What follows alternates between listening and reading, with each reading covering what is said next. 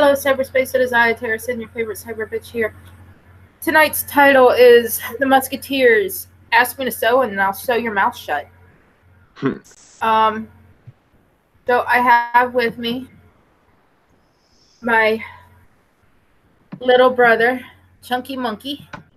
Hey. I have the love of my life, Burnside. Greetings, motherfuckers. And of course, we have Scooby 331.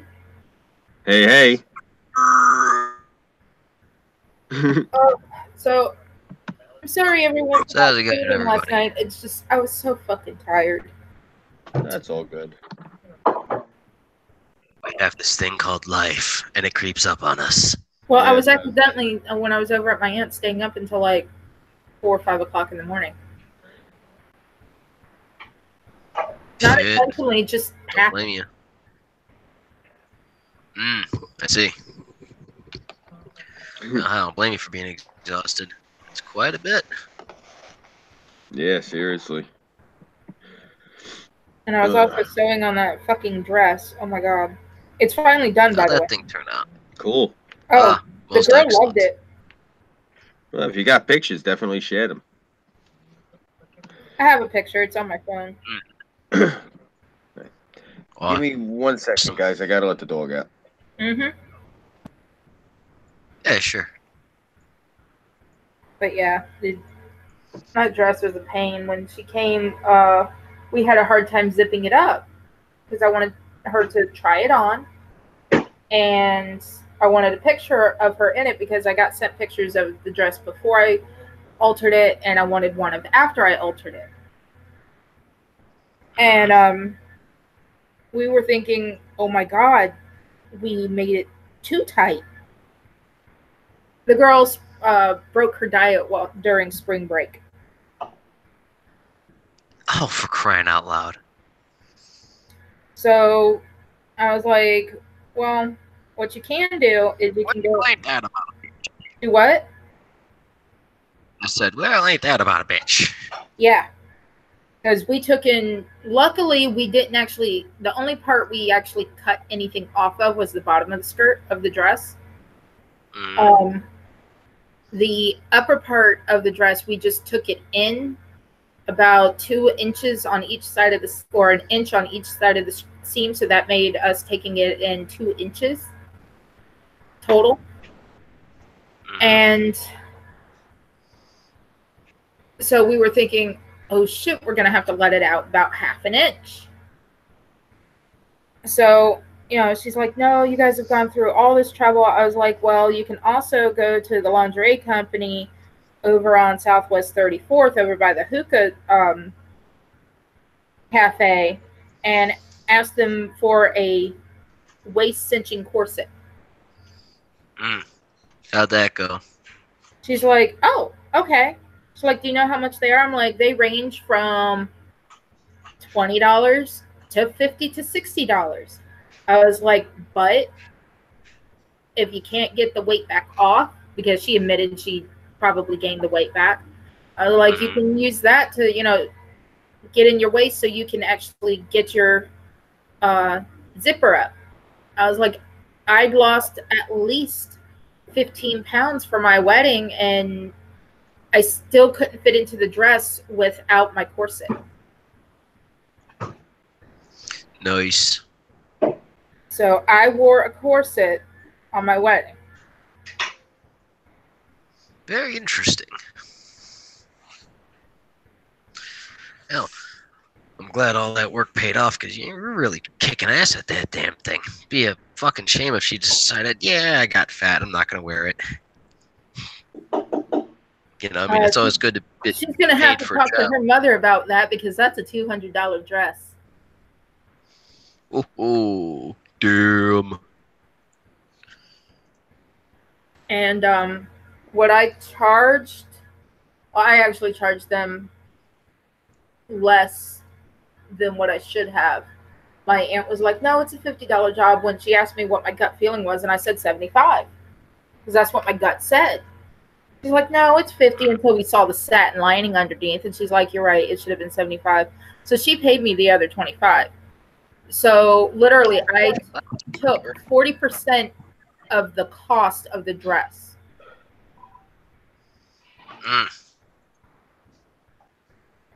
Damn.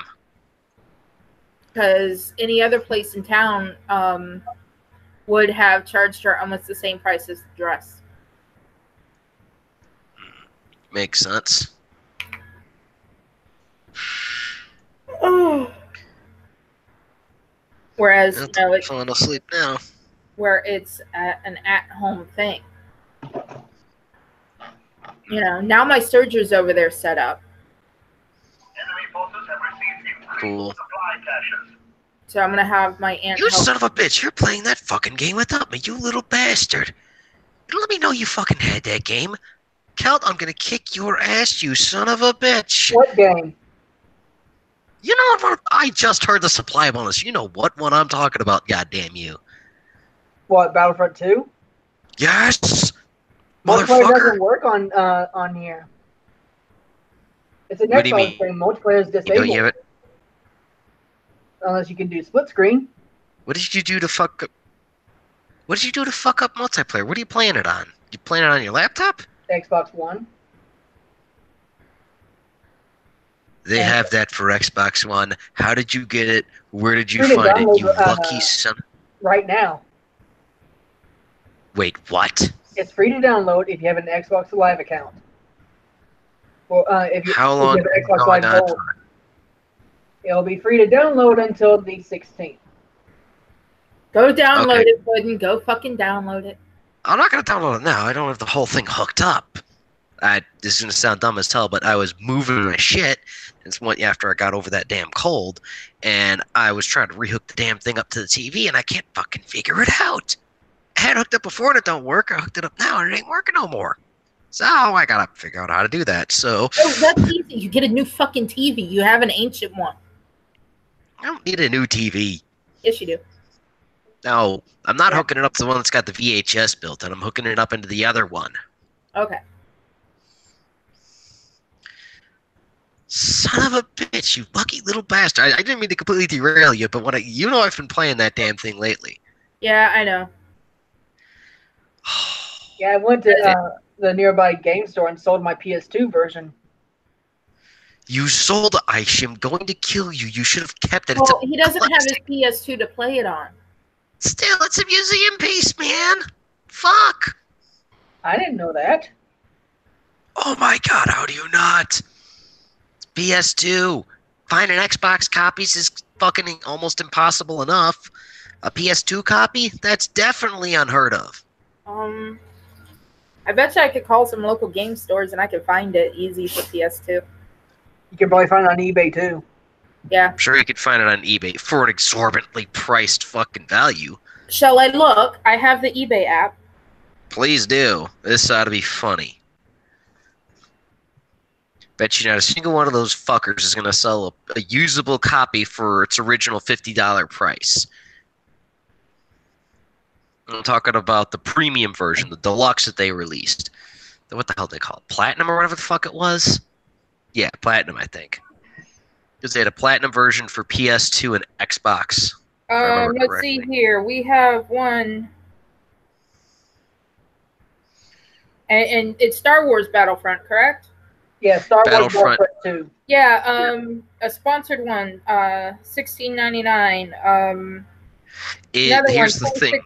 $26.37. Pre-owned, $10.48. Another one, $9.99. Another one, $10.95. $9.99. $10. $10.99. $9.99. $8.35. What is this now? Is it the original or is it the remake? That's the question. Okay, we have. Let me go back up to the top.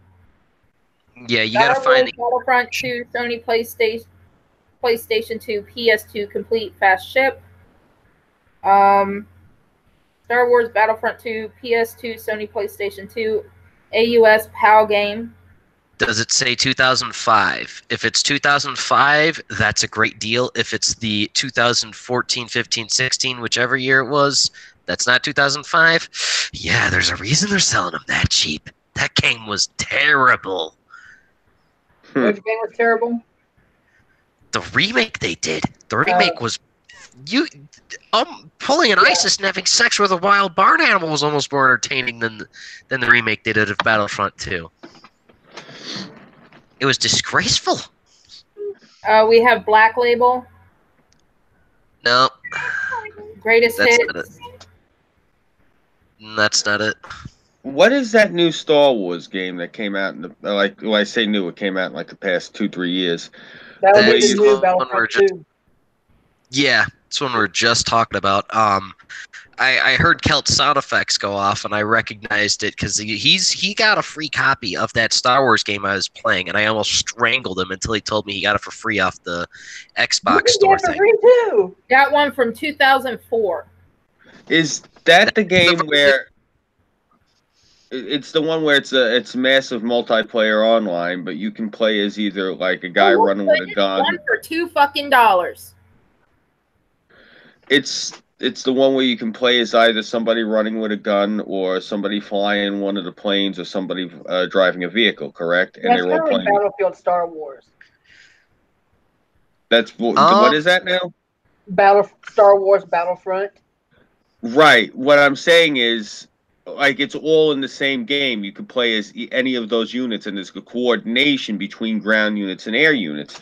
I have been talking about that. Yeah, I've been talking about a game with using that as being the next big thing. Like 10 years ago, when I still talked to my sister's two sons, and they used to scoff at it and said they're not going to do that. And I said to them, I looked at them incredulously. I'm like, that's the next evolution. Is you're going to have interactive gameplay. Like I said, you're going to have Ace Combat and, like, let's say Call of Duty in the same game, where you are flying a plane while somebody else is playing a ground game, and you guys are coordinating between each other because you're actually both playing within the same universe. In other words, you're both playing in the same game. Yeah. It's just you're playing two separate games on that same field, you know? So, in the original Battlefront series, Battlefront 3, which was canceled, was going to have to where you can you can be on a ground battle, hop into a starfighter, and fly off into space to the space battle above in a single That's map. what I'm saying. Yeah, that's what I'm saying. The one that was canceled. They never made that. That's the thing I was I told my nephews, I said, they're going to make a game like that. I said, within the next 10 years. And I said this to them 10 years ago. And they said, they're like, no, that's not, they're not going to do that. Because at the time, this is before the G.I. Joe movie and its sequel, which were complete dog shit and completely killed the franchise. Everyone had grown up with the Larry Hama Hammerverse, which was based on the comic book, which was licensed to Marvel Comics by Hasbro. And it all takes place in the early 1980s to the mid 1990s. That's the time frame, like the late 70s to the mid 90s, and it's all Vietnam era veterans. So the game, I was actually designing a game similar to the one that Kelt, you were just saying, that got canceled, but for the G.I. Joe universe. That's something I had been working on for actually years. And Hasbro literally took a shit on the whole franchise and killed it. I still have this whole game sitting in spiral notebooks in a milk crate somewhere in the house. I got to find it one day. What a waste of my time and energy. Yeah, I feel you there, man. Yeah, you've no idea how much time I sunk into designing that game. Looking back on it, it's crude, considering it was probably my first attempt at designing. That's actually why the game I'm working on now, it's so much more polished. Depth. No, the other one was just as in depth. It just was not as polished. There was way too many flaws and holes in it, and it was actually a lot less complex than this one. That's part of the reason. It was a really simple model to work with. But you know, I digress though. The thing was, you said now the reboot of Battlefront 2 was bad. Oh my god, it was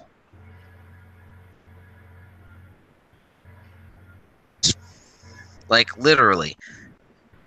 It's I was not joking when I said it is almost more entertaining to pull an ISIS and fornicate with a barn animal than it is to play that game because, oh, it looks great, it shoots great, it masturbates great, but they literally bogged the rest of it down. They dumped all their money into the aesthetic rendering and some of the miscellaneous details, like the soldiers yelling and the Wookiees screaming and shit like that, and the Wilhelms. Oh, you will not find a more in-depth Wilhelm than the reboot of that game. A beard.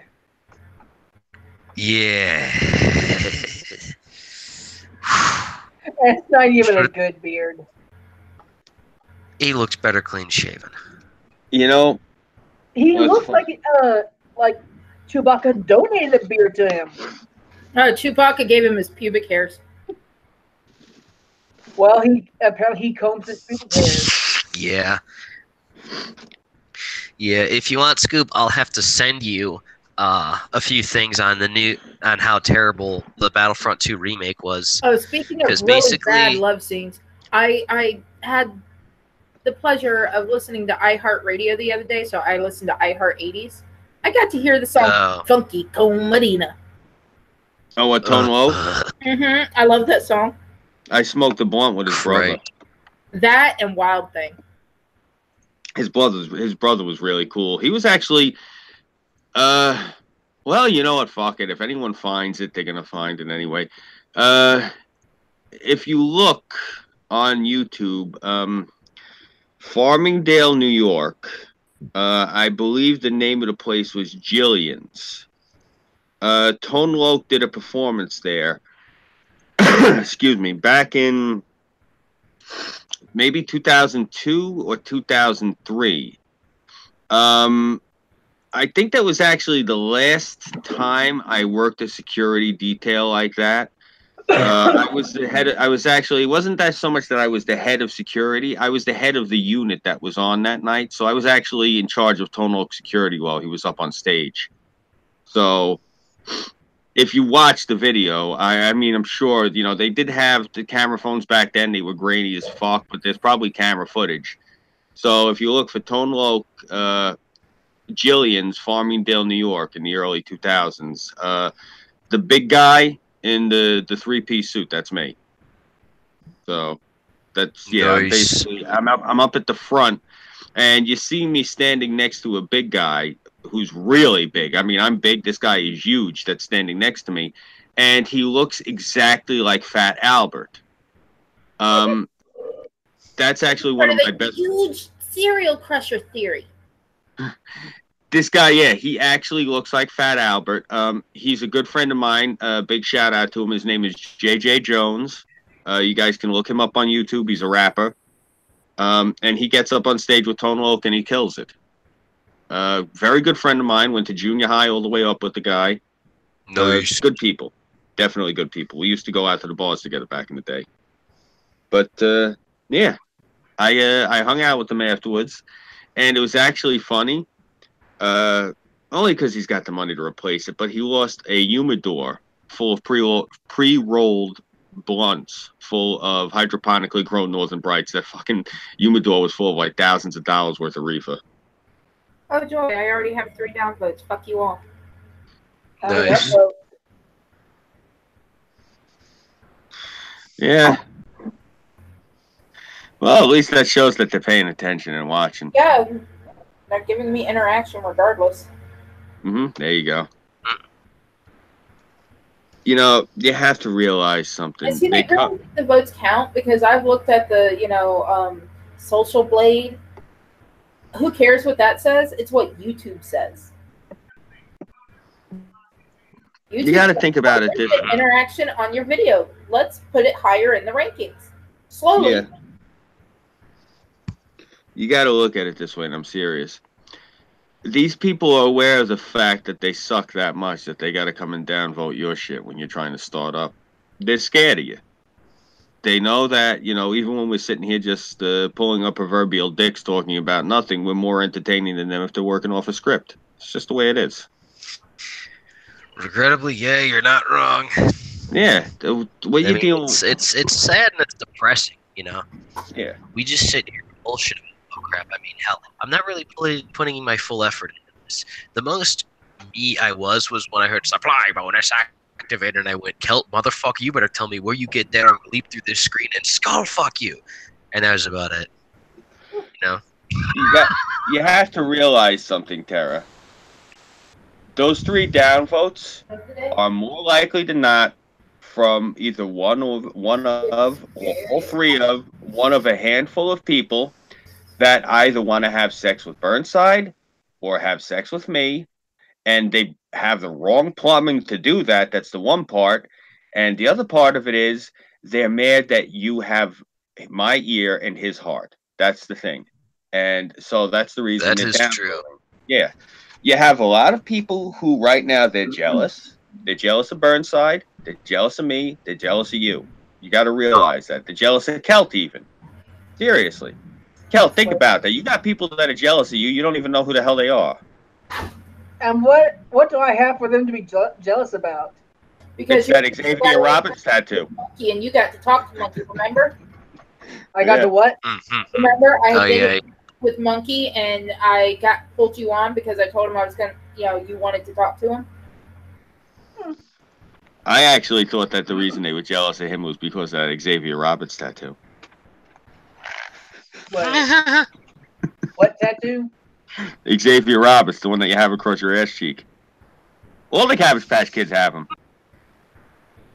Fuck off.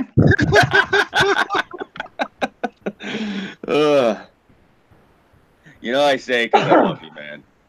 Seriously. Kelt, I invite you, Tara, Burnside. I wouldn't invite people to my house if I didn't care for them, if I didn't like them. Like, seriously, my mother says to me, she's like, you got to stop inviting people to this house. I don't want any more crazy people here. I don't, you already got this freaking crazy broad stalking you out on the internet. And I said, yeah, that's all good, well and good, Ma, once bitten, twice shy. I'm not going to let crazy people up in the house no more. I mean, I don't particularly want to endure that again. Why are you inviting me? I'm trying to get peepers on being crazy. No, look, there's 2 types of crazy. There's crazy, and then there's holy shit run. You qualify as crazy. The one that came here was holy shit run. No, I'll probably be the next crazy person over there. And I'll just inhale, Yajirobe style, just go around and just inhale whatever it is you feed me. Except I'll be comically talking about conservative things or constantly getting arrested for screaming at your indigenous, what the hell do they call themselves with their genders? What are they, wildlife now, or are they still classified as human beings? Oh, what, up here? Oh. Because I can never keep track of it. I call them shitheads. Okay. I'm surprised I haven't got arrested for it yet. Oh my god! I actually got into an argument this morning with that. I couldn't believe this guy chased me and pulled up next to me, and I was not in the mood for it. Like, I think I told you, every morning I drop my wife off at work, and I'm driving, and I always see these fucking yuppies sitting there without their hazards on, waiting for their kids to get on the bus. So the kids go to get on the bus, and this yuppie is sitting there. And the bus is turning, and I'm behind it. And he goes to shoot out in front of me. Now, he would have had to turn, and I was going straight. So the bus is already completely gone. It's still in the middle of whipping its big ass around the corner. So, like, if I would have waited another 2 seconds, it would have been completely gone, right? But I seen him starting to go, so I gave it the gas just enough so he had to stop, and I went past. Now, as I gave it the gas, the bus was going. I love how these fucking twist shit around. So he pulls up next to me, and he's talking shit to me with his window rolled down, with his window up rather. So he pulls up next to me, and I go like this. I mouth to him. I'm like, "Oh fuck you!" So he rolls down his window. I'm like, "Okay, we're gonna have ourselves a chat." So he rolls down his window, and so he goes like this. You got a lot of balls going around the fucking bus, asshole. I go, oh, you got a lot of balls and fucking coming up here trying to talk to me. So what the fuck, like breathing? So he gives me this look. I go like this. I said, do yourself a favor. I said, take the car, go that way, scumbag, before I bust your fucking head open. I said, you understand me? I said, get the fuck on. So he turns his wheels and he's going to follow me. I said, oh, okay. I said, we're going to play this game. I said, okay, watch. So I pull up to the next. Now I'm going to turn right at the next light. So he pulls up next to me and he keeps talking shit. I go like this. I go, I dipped into my bag of fucking my repertoire and I just used a lot of my fucking favorites. And I told him, like, he's running his mouth again. I go like this. I go, hey, look, asshole. I don't give two fucks about what you got to say. I said, why don't you do yourself a favor? Go fuck your mother. And if necessary, use a shovel. I said, if you keep looking at me like that, I said, I'm going to get out of this car. I'm going to drive my fucking thumbs through your eyes and blind you. You said, you understand me? I said, now drive away or get your fucking skull busted. The choice is up to you. Get the fuck on. And he's still fucking talking shit. Now, if I didn't have Patches with me. But I felt great. I've wanted to say that to this fucking asshole for 2 years. And he started with me. Oh, it felt so good. So good. You know? You ever have somebody, I'm asking all three of you, have you ever had somebody it's something that this prick does. You can't stand.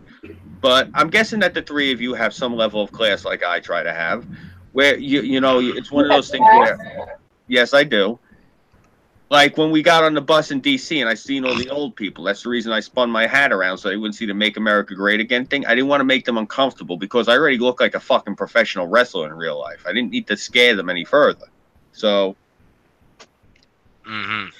yeah, you know, I'm saying, you ever have that sort of a situation where you try to have some class and it's one of those things where you don't want to instigate, you don't want to start the situation, but you hope that the other person starts it so you can lace into them guilt-free.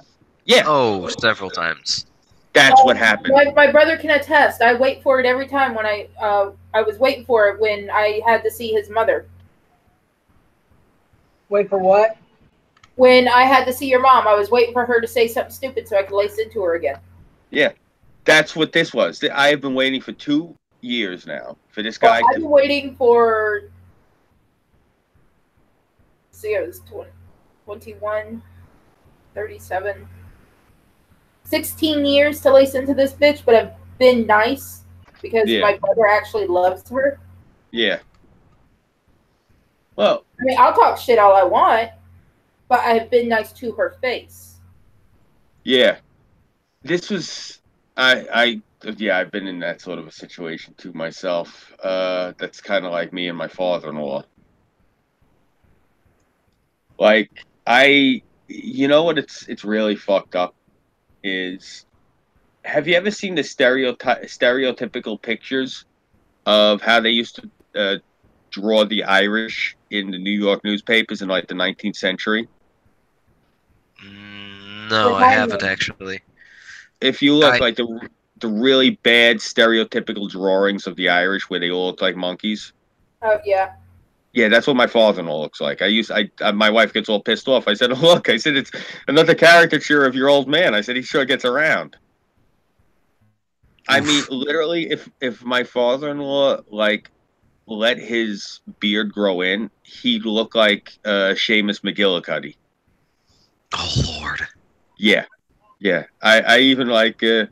I've done it a few times behind his back, and she gets really mad at me. Like, he'll be walking away, and he's not that good at hearing, so I'll be like, a fiddly diddly diddly diddly diddly diddly diddly diddly fiddly diddly diddly diddly diddly diddly diddly, and she gives me this look like you're an asshole. Because you are an asshole. Yes, I am. Did you start river dancing too? Oh, I'm sure he contemplated it knowing Scoob. Well, my sister-in-law actually used to do that. Bro, you have to that's cool as understand. Fuck. This is why it's funny, is because she used to do the river dancing thing, and she looks as Mexican as my wife does. So that had to be awkward as fuck. Oh, I thought it was hysterical because, you know, these people were a little bit oblivious. They, you know, I mean, literally the whole, I guess, dance troupe, they all looked authentic Irish. And then here's this olive-skinned, black-haired girl just whipping around. I mean, she was the top dancer, too. It was just, I used to think it was funny, you know. But, no, I mean, if you go to her family reunions, the father plays, He plays in an Irish folk band. They're actually a clan. Like when I say like they're clan Irish, they're actually like they come from like all over. You know, you talk like you know how Ooh. you ever see like when black folks have their family reunions? Yeah, and they're massive as shit. Same thing you'd Yeah, say. same exact thing. These people are clan Irish, and they're Catholic. Mm. Like her father is one of 12. So there's she's got like my wife has something like 62 first cousins. Mm-hmm. Yeah, it's a massive family. And her grandmother is still alive. The grandmother's like 90 something years old. And like the youngest aunt is something like only a few years older than my wife. It's kind of freaky because she actually looks like a ginger version of my wife. You know? Mm. Yeah, it's actually really freaky. Like you ever see like the old cartoons in the 80s and 90s where it was kind of fucked up? They would have the character and then they would have like an ethnic version of the character, and it was the character's cousin from like Spain or Portugal or some shit. Yeah, I remember that. They used to be an old That's trope back in the day. that's what it looks like when you see my wife standing next to her aunt. You do a double take, like what the fuck? Because they look like the same person, but like two different versions. Like this is the white version and this is the ethnic version. Oh my god, that's funny as shit. Yeah. Well, I should actually say not even the white version, the Irish version, because her aunt has red hair and green eyes and freckles. Oh lord, Yeah, that's funny. you've seen what Peaches looks like, right? Yeah. Now picture Peaches as a ginger. That's what her aunt looks like. Oh man. Yeah. Yeah, it's my well, this is the thing too though. Her aunt's hot because my wife is hot, so it's Ah! funny. And Oh, that's funny. yeah, and it's funny because her aunt is young, and the aunt's husband, who is fucking cool as shit. They're both closet Republicans. Interesting. They're closet Trump supporters. The aunt got all nervous when I found out she was a Trump supporter. I had to tell her on the sly, like, no, I go to DC every year. And her eyes lit up. She's like, oh, that's so good. I go, yeah, yeah, I go every year. Believe me, I love the president. I didn't want to say to her, it's also because I can't stand your family, but yeah, part of the reason. Yeah, but bro, You can't stand your own family either. they're still very close knit. That's the thing I was getting at when I was saying they were clan Irish. Is a lot of the family, they all do that river dance shit, like a lot of the girls, and the father's in an Every time Irish. you mention Riverdance, all I see is William Dafoe doing a little bit of river dance on the back of that couch. Yeah, well, they all do the Irish step dancing. Like there's a couple of family members that do it. The father and the cousins all have an Irish folk band, and one of the cousins, he's an auxiliary, and I think it's the NYPD pipe band. So he comes out with the Highland pipes, and he does a rendering of Scotland the Brave at every one of these freaking things. That's how clan Irish our family is. That's actually neat as hell. Yeah. I guess. I mean, I had that a little bit with my mother's family. My mother had bad blood with her family, so I didn't really get too much exposure to my Irish roots. And they were really they were backwoods Irish too, like really backwoods Irish. Like they spoke Gaelic and shit. Mm. Yeah, that's why I don't know too much about them. Now, like I go in there and they'd be speaking Gaelic. I didn't know what the hell they were saying. But like my father's family, if you ever seen The Godfather, Yeah. yeah, to a T, to a T. If you ever see the daughter's wedding, the first one, yeah, we all dance the tarantelle, we all lock arms, everyone gives kisses on the cheeks. I've shown you those loud ass suits I used to have to wear when I would go to those things. Mm-hmm. Yeah, everyone talks with their hands. We're all wearing like at least 8 rings. It's just how it is. Right. Yeah. That was like, when people would say to me all the time, are Italians white? I would say to them, not culturally. They're Latin. They're the same as the Spanish and the Portuguese. Yeah, the same as the Spanish and the Portuguese culturally. There is almost no difference in I mean, obviously, there's a lot of superficial differences, but the mainstays of the culture, it's Southern European culture, it's Mediterranean culture. It's completely different. It's nothing like that 1488 shit, you know? Right. Yeah. Like, to give you an idea, culturally, facial hair is not a good thing. They're clean shaven at all times. That's just a thing with them. Interesting. Oh yeah. Oh yeah. My father, I had one uncle with a mustache, which I always thought was weird because mustaches were frowned upon. Mustaches in Sicilian cultures, that's a symbol of corruption. The term that they have for that is mustache Pete. Sicilians, when they see if you have a mustache, they immediately think that you're an old school gangster.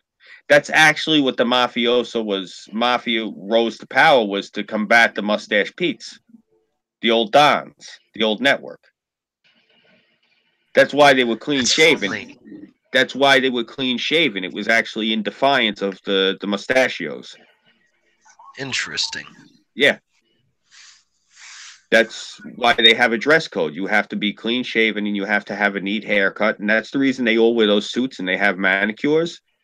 You have to be presentable at all times because you could get killed at any time. That's the reason that's why the culture is like that. Did you know that? That's why they dress that way all the time? No, I didn't. Yeah, you could get shot at any time. Interesting. That's the reason that they dress that way. You could die tomorrow like that. So you have to be dressed to get killed. So basically, dress for a funeral. Exactly. Exactly.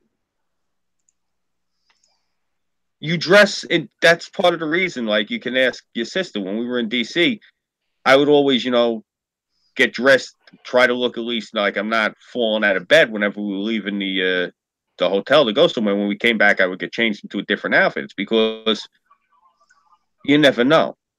You don't want to sit there, God forbid, you get killed. You look like some sort of a bum. Right. It's just it's a cultural thing. It's a weird thing, but I mean, hey, let's be completely honest. From what I understand, most WASP women, they have a fanatical thing with their children about making sure that they wear clean underwear at all times. I think it's for the same reason. Yeah, absolutely. Don't want to be caught with soiled drawers. Despite the fact that sometimes when you die, you can't really help but defecate, thus said aforementioned drawers. But it's the thought that counts. Yeah, I mean, it's every culture has their thing. White women do that. Jewish women, they have a tendency to really overdote and nag their children. Black women are known for being disciplinarians. Latino women, or Latina, excuse me, women are known for being extremely, if they're into religion, they're like very overtly religious. Italian women are known for being verbally abusive towards their children. I mean, these are, again, now people are going to say to me, that those are stereotypes, and I'm going to say, yes. What stereotypes tend to usually do, they usually cover 60 to 80% of the population, the median average. That's what a stereotype is. I'm sorry that people don't like the fact that we're talking about the average person of this walk of life or the average person of that walk of life.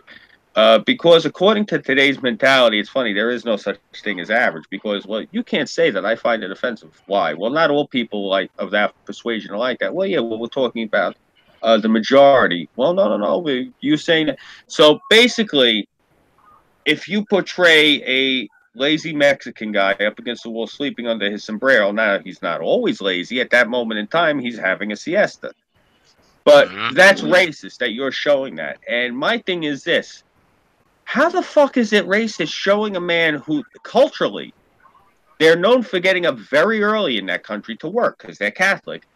and they're known for taking a little cat nap early in the afternoon and then working Well, again. they do it. Mostly the people that work outside do it. Right, and the reason they do it is because they go in someplace preferably cooler, because literally from like noon until 3 is the hottest time of the day, and they will literally fucking die. I don't know how many numbers of deaths there are in Mexico just from heat stroke, but I know it's high up there, close to how many deaths fucking Burnside has in Chicago right now. Yeah, and you know, shot to say that, man, because I mean it's very likely. And now this is why this is one of the things I love about the left. Everything you just said is true, Tara, but everything you just said, according to them, is racist, because not all Mexican people work in the fields. And you could respond to them, well, no, I just said the ones taking the siestas tend to be the field workers. Well, you're just assuming. They'll do anything to twist it to make you wrong and them right. I love these. I'm going to look at him. Okay, let's go find this guy and take a look at his hands. Yeah. Let's go find where he works. Oh, look, the type of clothes he's wearing. Oh, look, I see, let's just go off the top of my head. I see cotton stalks still sticking on his fucking pants.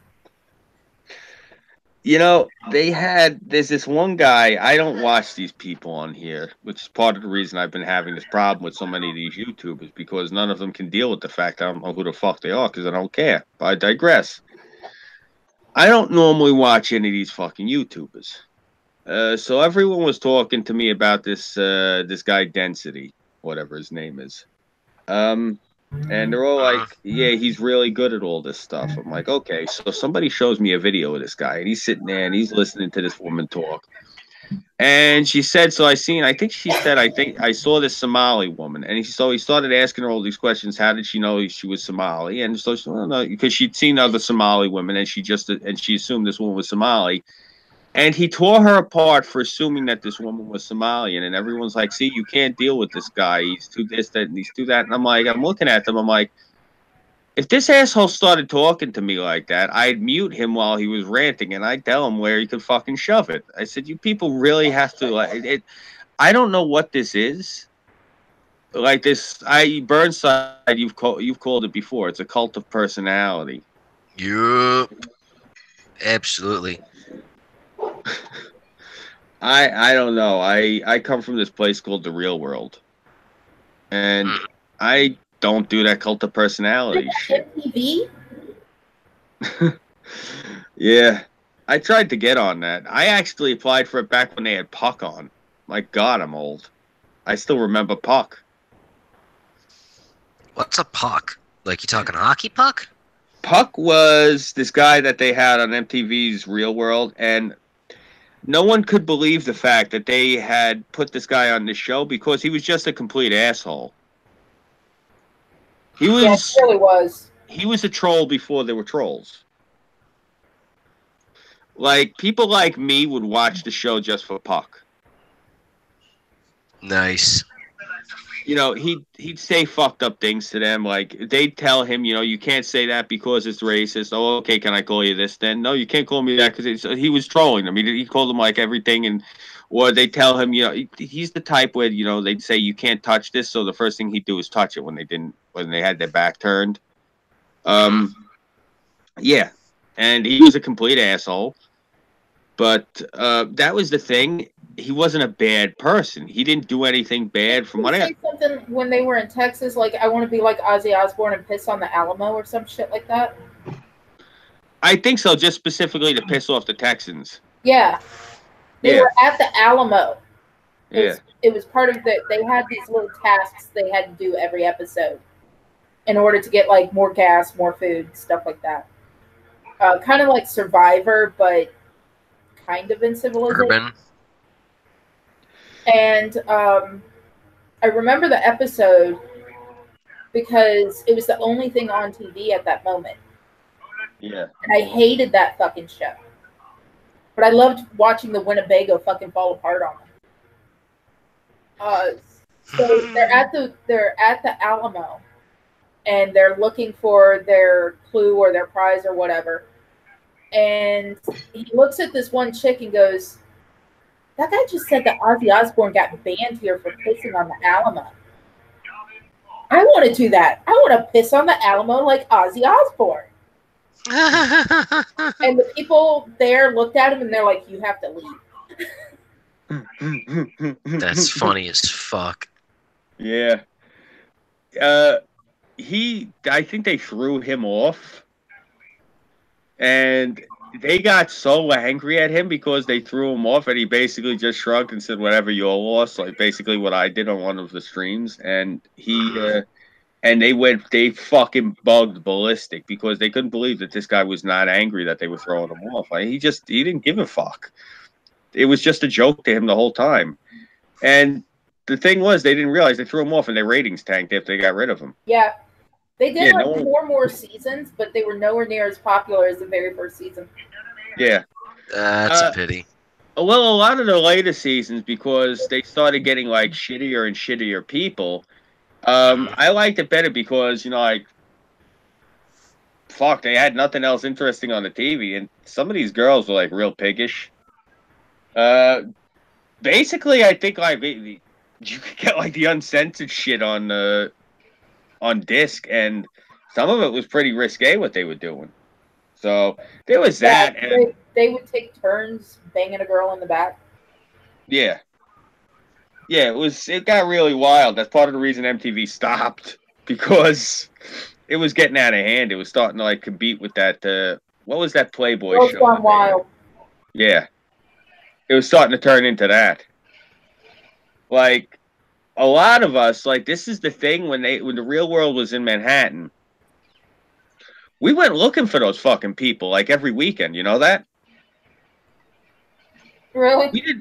We went looking for them every weekend. That's funny as fuck. Well, you know what it was? We were the same age as them at the time. When was that show on the air? Give me a second. Let me look at IMDb. Like 94, 95. Let's say is when it first. Yeah, it first premiered then. We were teenagers, and they were all in their early 20s. But the thing was, we figured we were just going to lie about our age, and we 98. No, that's 92. 92. So the first one came on when I was in I was in 92, so I was in junior high. And I think what it was, they had like 2 or 3 of them in New York, and I think one of them that they had in New York again was, like you said, 98 or 99 or whatever. And that's whatever one that they had back in Manhattan. We would go into Manhattan trying to find the people who lived in that house, because I think one of the girls I had a thing for, that was my motivation. Basically, we were all going in there looking for the actresses, is what it was. Yeah. That is funny. Well, like now you got to remember, this is back in the late 90s, so computers, no one had anything really like that. And I used to because, again, you'd watch MTV all the time or VH1, and they would have these interviews with these different stars and starlets and shit.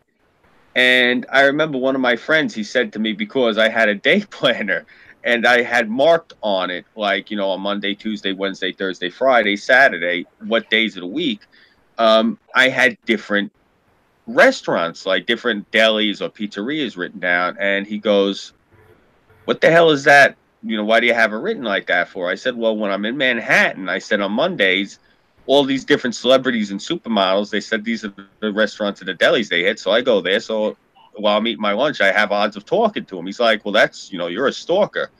I said, "No, asshole. A stalker is somebody who follows him around. I just put myself in a place to go and to show up so I have a chance to rap with him." I said, that to me is just being tactical. That's actually part of the reason I wound up meeting different celebrities over the years, is because I would go there looking for a female celebrity I wanted to try to get with, and I'd wind up talking to some guy who just walked in and he was getting a sandwich too. Apparently, a lot of these celebrities go to the same places. Like, if one goes there, you're going to see others. Tell you Nice. this much. Company. Yeah, well, get this. I did this with probably, let's say, I don't know, 24 different actresses or supermodels, whatever. They would have their thing on MTV, and they'd all say like what times they. Oh yeah, I go for lunch. Let's say I'll go on Tuesdays to the Carnegie Deli. That's when they have the thing you get a sandwich and an egg cream special with the fries. Okay, so Tuesdays I go to the Carnegie because that's when all these supermodels go in for the special. I'd go there, not one fucking supermodel. Like that was the thing that I used to sit there and I was cursing MTV and these models because I'm like, that these models are just living off of glasses of Avion and blow anyway. They're not really eating. I told you to put that Shelby with the Mustang Shelby. Right. God, that's funny. I'm trying to listen in on Tara's conversation. Dun dun dun. No, she muted herself. She knew what I was doing. Uh-oh. Oh, too funny. Yeah. You guys definitely got to come out and visit though this summer. Seriously. I'm gonna have a car, on the road again. I don't like going into Manhattan without people that aren't from like out of town because I don't notice anything. I'm very bored when I'm in the city. I feel you. I kind of have the same thing with downtown. Yeah, because you've been here your entire life, so you don't notice nothing. Yeah, I'm just like downtown. It's whatever. Could have people shooting, stabbing, fornicating, or going out doing some fucking Chi-town shit happens. Yeah, that's why you like me. I like having people come here from out of town because they're all enthralled and they're so happy and they're in this place that causes me misery, but it's making them thrilled. So you catch the vibe off of them. And you're getting a high for free, basically. When you got a car full of people who've never been in New York before, you don't hate being a New Yorker at that point. It's cool that these people are so amped to be at this place that's your home. And so that's really why I like taking people around here is because, believe it or not, if it wasn't for the tourists, like me showing people around that I get to show around, it would be unbearable going through that city. The only way I can deal with going into the city and doing shit is when I take people with me that have never been there so I can show them around. It makes it so much more bearable. Otherwise, I can't stand it. Like when I went a few weeks ago with Allie, I had such a great time, not because we were in Manhattan, but because we were in Manhattan, she was having the time of her life. I was catching that high off of her, you know what I'm saying? Otherwise, I can't stand going there. It's kind of like going to a baseball game and not having anything to drink. Baseball's boring without beer. Says you. I predicted the fucking World Series of Red Sox winning. Well, they were playing the Yankees, right? Yeah. I was so fucking happy that happened. Do you know why? Why? That was the last year I ever had to hear about that fucking Bambino's curse. Well, did I tell you how I knew that they were going to win? How'd you know? Okay, now I'm a huge fan of the Babe. Uh-huh. And I've seen the John Goodman Babe Ruth story so many fucking times. And at the end, it tells about his adopted daughter and how she got married and everything like that. And she ended up marrying, or her child married someone with a Hispanic last name. Well, the guy I was dating at the time was a fucking Yankees fan. He was from New York. Uh-huh. And he had me come over to his dorm to watch the game. And I'm asleep. I'm like, okay, let me know when the players are coming out. So I'm laying in the chair, and he's like, the players are coming out. Wake up, wake up. They're showing the roster. I look up. I watch the players come out. I see the name. I can't remember the exact name. But I recognize the name. I looked at it. I said, Red Sox are going to win. And he's like, no, they're not. They haven't won in 80-something years. I think it was 82 years at that time. He's like, they haven't won in 82 years. The Yankees are going to fucking win. I think it was 86 years. So I'm now a Vanessa. Nice. So I'm like, okay, wake me up in the last inning. So I go back to sleep. He wakes me up. Fucking Red Sox are up by a good amount of home runs. And he's like, "You jinxed it! You jinxed it!" That's funny. I'm like, "No, I didn't." "Yes, you did. You said Red Sox were gonna win. I hate watching baseball with you now." That's too funny. I was like, I mean, if you're just gonna spoil it for him. I looked at him and I was like, "You see the guy up to hit right now?"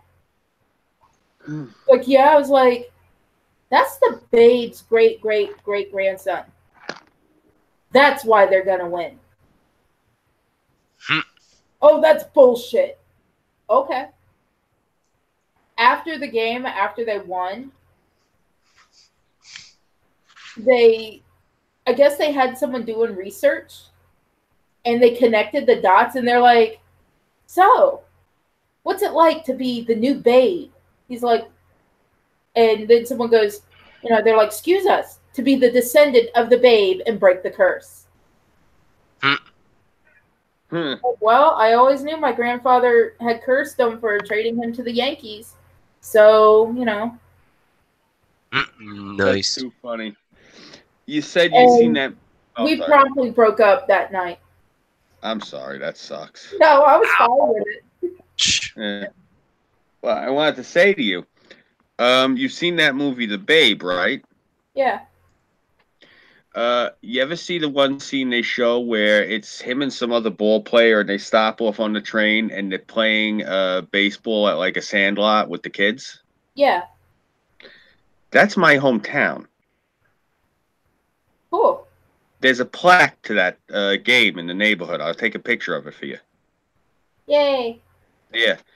Nice. Lindenhurst. Yeah, Lindenhurst. That's yeah, everyone knows about how the Babe came here and played baseball.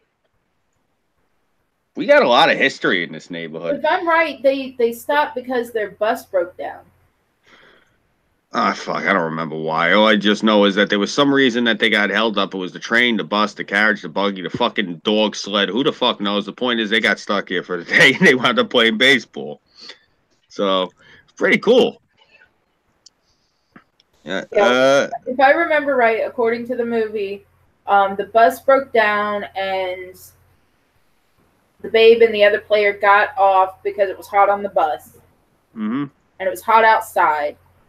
And the kids in the sand lot had run over to the fence or the edge of the lot and were like fucking going ballistic because it's the Babe.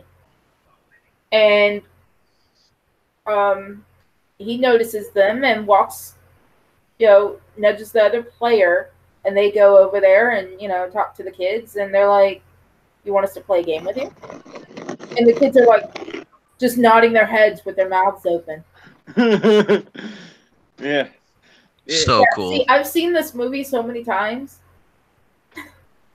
If you go look on my channel, the video I shot Christmas in New York, where I'm walking through the neighborhood right by the train tracks. Uh-huh. That's where that took place. Right there, where I first start the video. Right when the train goes whipping overhead and I say that's my house down that way. That area right there, that's where they played the game. That's where the baseball diamond used to be. Pretty cool. Awesome. Oh, that's a pity that they got rid of it. That sucks. It was 100 years ago. Times change. Still, man. Yeah, Good. you got to remember, like, what you call it? Where there's a Wall Bombs now, which is abandoned. When I was a teenager, that was the last shanty town that, as far as I know, we had left in New York State. And a couple of the guys accidentally burned it down trying to smoke a wooler up in one of the houses, and the thing burned down. That's funny and sad. Well, we had a lot of old history here. Like, you had the Linden Brewery that closed down during the war because they needed the aluminum for the war effort. And then after that, when I was a kid, it was the Tuscan Dairy. It was where they would bring the milk in from upstate, and they would pasteurize and refine it right there for redistribution. Like they would bring it in cold pasteurized, and then they would homogenize it there. So it was a homogenization plant when I was a kid. That movie, I think I showed you guys a trailer for it. The guy shot a couple of movies in my neighborhood. They were like Kevin Smith movies. Basically, they were like B versions of Kevin Smith movies. But if you watch those films, they were all filmed here, and that was in the old neighborhood in like the 90s. So you can see how my neighborhood used to look. That's when it was really, really bad here. Like when I was a kid, that's when you couldn't go outside and not pay attention when you were walking, because if you didn't pay attention, you get a syringe through your foot. You know? Yeah, that's the way it was here too. If you went to Smoky Bear Park, yeah, you weren't paying attention to where you were stepping, you would step on a syringe. Yeah, like Venetian Shores. We used to call that Needle Beach. That's how bad it is. Daytona Beach became that way. The reason it was also Needle Beach is because this is under Clinton. This is actually part of the reason I became an environmentalist. I remember I couldn't go to my beach because under Clinton and under our governor at the time then, who was our governor at the time then? I can't remember his name. What was it? Oh yeah, Cuomo.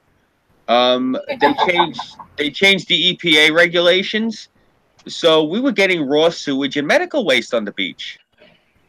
Let me ask you guys, have you ever found a half a human kidney on the beach before? Because I have. No, but I saw that bitch on the black market. I don't know. I think that the barnacles growing on the thing would have probably reduced the price. Yeah, I'd still get a couple grand. Ugh. Yeah. Damn. Yeah. There was all sorts of shit there. Hey, baby, you want some kidney pie?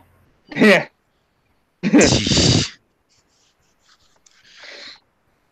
Yeah, I remember when we had all sorts of stuff washing up on the beach. I remember my sister actually, she made sure, she's like, no, I don't want my name in the paper. She found a human head. Damn. Yeah, right?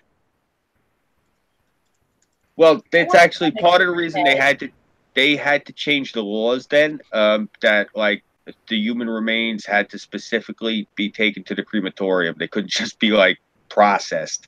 Because you had body parts washing up on the beach and shit. I want to find the human head.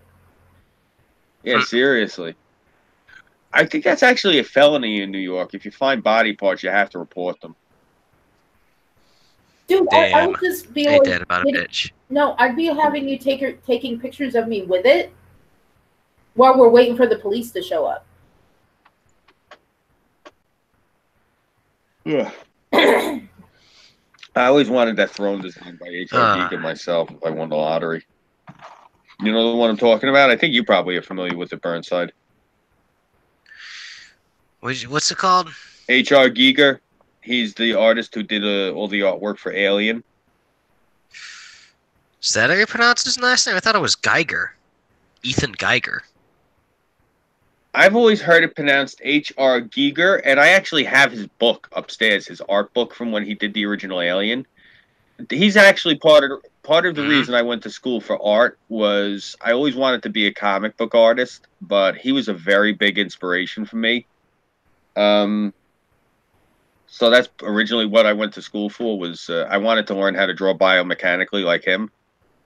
I don't have the patience. You have to literally, some of those pictures that these guys draw, they're there for like hours and sometimes even days. Oh, fuck yeah, that stuff's way in depth. All the like crazy old school biomechanics and shit from like Alien and some of like the quote StarCraft ripoffs or whatever you want to call them and Warhammer ripoffs. Yeah, fucking insane detail. Creepy shit though, but yeah. I did one full color pencil drawing in my entire career, and it was of the Archie Comics Ninja Turtle character, the Warrior Dragon, emerging from the middle of Chinatown.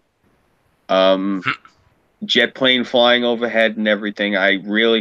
It took me like a good. I didn't tackle it at hours on end. I kept going back to it like for an hour here or an hour there when I had extra time because I was a kid in high school and I was working a summer job, so I just didn't have time. But after the amount of time it took me just to do this thing in drips and drabs, that's why by the time I got to college, I started taking art classes. I realized I did not like art as much as I did when I was younger. Because you know what it was? The reason I wanted to be an artist, because when I was a kid, I was a graffiti artist, but I didn't write my name like a lot of people. I was one of the guys who did murals. Yeah.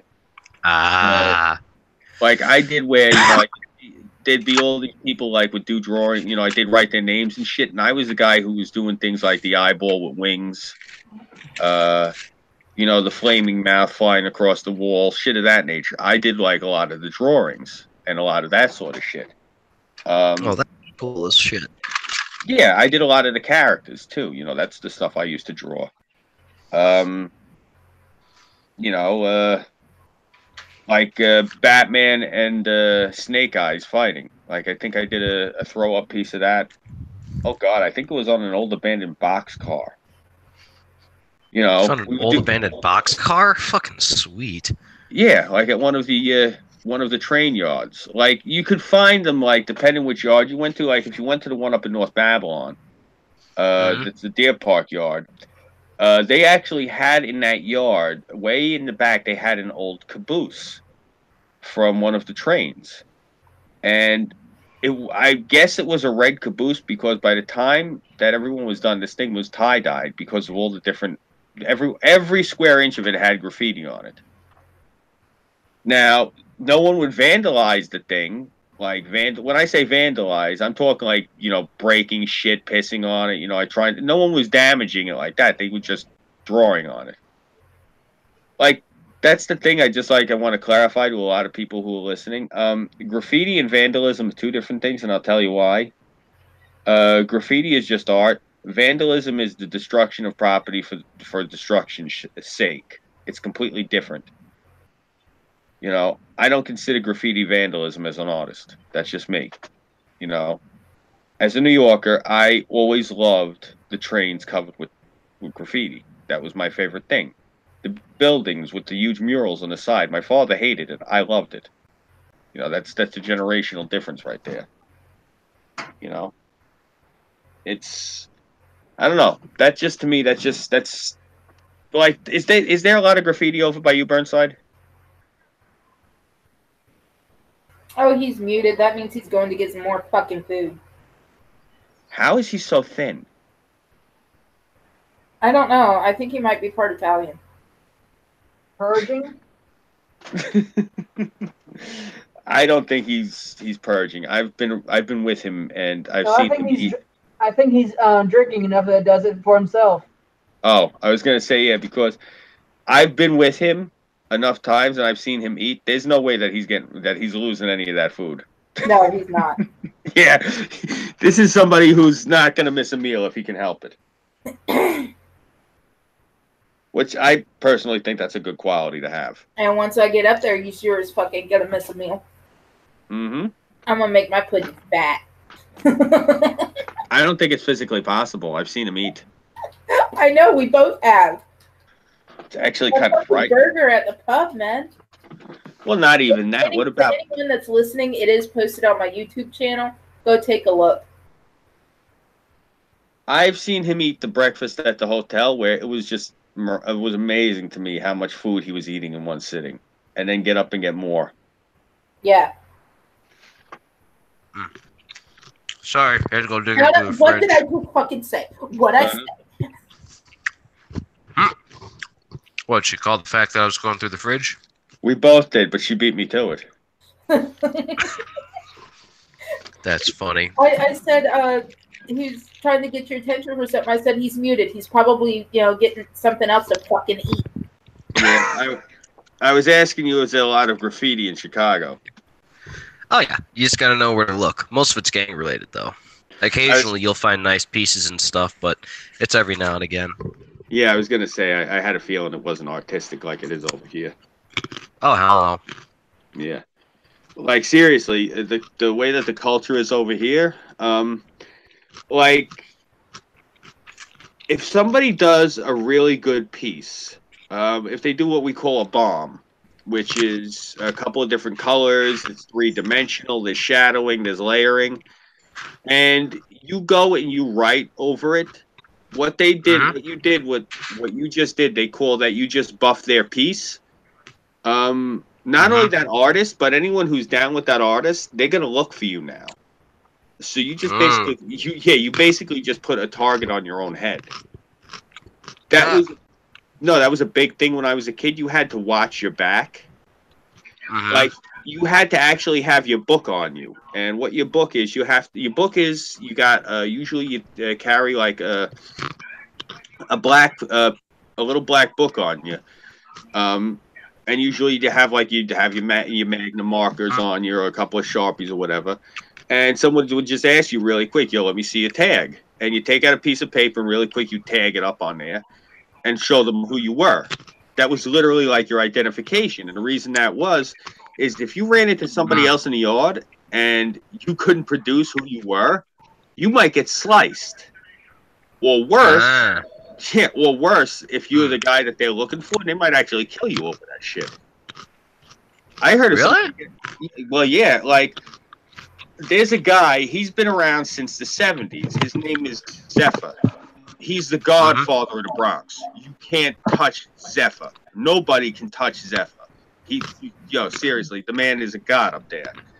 Somebody buffed one of his pieces that had been up there for like 3 decades.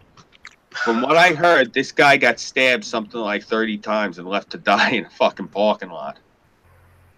Shit. Not by Zephyr either, by people from the neighborhood who felt it was disrespectful that he buffed his shit, so they went and stabbed him themselves. Like, to give you an idea, it's like you're in Chicago, and you're in a bar, and somebody from out of town, or just not even from out of town, somebody in the bar just says, fuck Al Capone. And just somebody in the bar takes it personal because Al Capone represents Chicago, so they beat the guy with a stool. Right. This guy buffed Zephyr's shit. And if you're from the Bronx and you're in graffiti, Zephyr's like Jesus to you. So basically, this guy buffed Zephyr's shit, so these guys from the Bronx made it a point to go find him. Nice. Yeah, well, that's what I'm saying. You got to be careful. It's really a trip, man. That's what I'm saying. Like, I definitely want you to come out here one day because I'd love to show you this. Just like I definitely want to check out Chicago. Oh yeah. Our best graffiti art in that degree is the stuff that people put on the trains. Because some of it winds up being domestic, some of it winds up being imported, like from other places and stuff. Other than that, it's like Pilsen's got real good graffiti because they've had like people that did major paint jobs. Most of them are like old bits that people did of like the Mother Mary and a whole bunch of stuff like that. And every now and again, because it's a cool thing. Like you've got sanctioned graffiti, and then you've got like major paint jobs that people do, where they'll cycle it out every season or every now and again. Like they contract actual like artists to go and paint the stuff up big time. Like the one they got over by right where East Side is they got this massive piece that goes like you if you're going to like the beach, or if you're like just going right around like that whole border over there.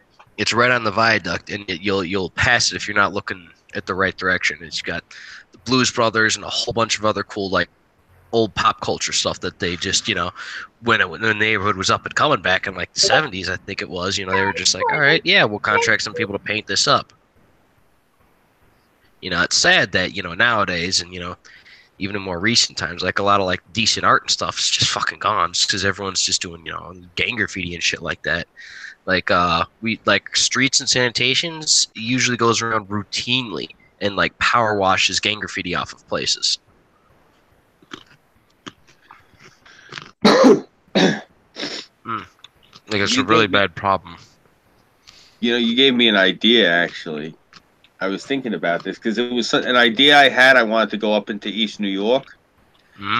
And I wanted to go into East New York. I think I told you, and I wanted to get one of the old New York City taxis, and I wanted to put cameras on it because if I cover the thing in like MAGA colors, and I have "Make America Great Again" written all over this thing. You're gonna get bombed. I was gonna say they're gonna start shooting at the car.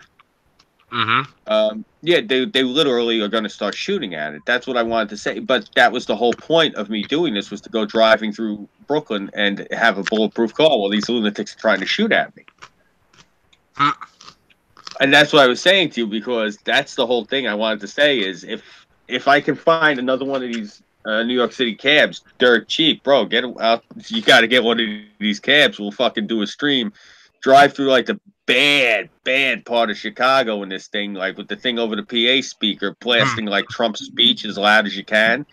I want to do the same thing, get them to shoot at us, bro. No one is going to be goddamn mind. Bro, no one is going to be able to top that on YouTube. Seriously, you want to talk about things that are going to draw people in? There's clickbait. You know, driving through East New York and driving through whatever that bad part of Chicago is, getting shot at. I love the idea, but someone's going to pull a fucking RPK out of like nowhere, and we're going to be dead men.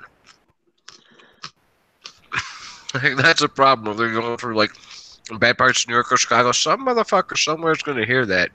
They're going to go, orange man bad, orange man bad. Next you know, some motherfucker pulls out an old Soviet or Romanian RPK, and then boom, boom, boom, boom, boom. Yeah, there goes the plated vehicle. Hey, I look at it this way, man. I had a really good... I had a good run. Seriously. I got to smoke a blunt with Tonal Oak when I was working security. I got to... I had a very... This ain't going to happen because I need the Burnside. All right, well, I was going to say, I had a really good run. I mean, I got to hang with Tonal Oak when I was doing security. I went to Woodstock. I've been married for 17 years to a wonderful woman. And before I was with her, I nailed a bunch of girls that later on got into pornography. Even one of them is a Vivid girl now. So I had a great fucking run. Hell, a kid who owed me money, I wound up actually nailing his mother. So, yeah, I had a great run. I'm ready. Take me the fuck out. You know? But all joking aside. I need the Burnside whole and alive. I know. No, I honestly, all joking aside, though, it wouldn't bother me in the least if I'm driving around there. As long as the bullets aren't going to come through the car, they can shoot at the car all day. I'd actually think it would be funny. I'd be sitting there laughing at them through the PA like, fuck you. No, try the other window. That one's not bulletproof. Oh, wait, no, I lied. It's this one. Oh, wait, no, that one's bulletproof too. Damn. You're a goddamn madman. You're wanting to pull Twisted Metal with a PA and go run around horrible neighborhoods and troll these crazy communist bastards or whatever the hell they are, and purposely get shot. You're out of your damn mind. It's a great idea, but dude, you're gonna die horribly. Oh, fuck them. That's why I want to put cameras all over this thing. I figure it's a good case. Seriously, if I'm live streaming it, they don't need me to testify, because all they can say is, well, Your Honor, we were all watching as the suspect and the other guys were up on the roof shooting down at the car. Oh my God, that's funny. Yeah. Seriously, like, that's one of the things, like, I think I told you, when we had drug dealers come into my neighborhood and the cops said to me, well, we can't do anything to their house, you know, because we haven't gotten calls and complaints from the neighbors that there's a commotion over there. I said, oh, okay. So I started going to the house and doing donuts on their lawn. Oh, my God. Made their house hot. That lawn. It made their house hot, and this is how smart they thought they were.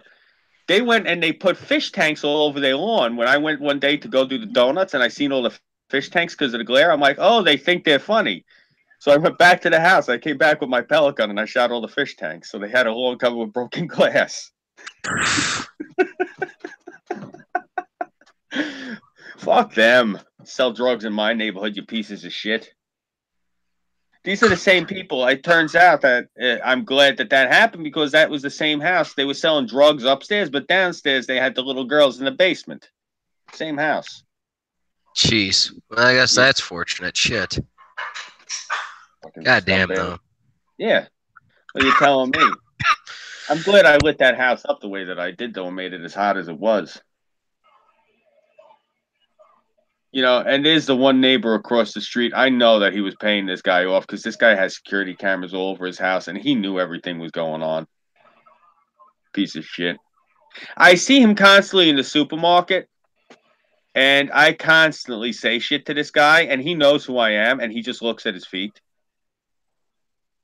So I go like this to him every time I make it a point too, like I'm a real asshole. I've said it to him in front of his wife, and his wife said something to me. I said, "Who the fuck is talking to you, cunt? Shut your mouth and look at your feet."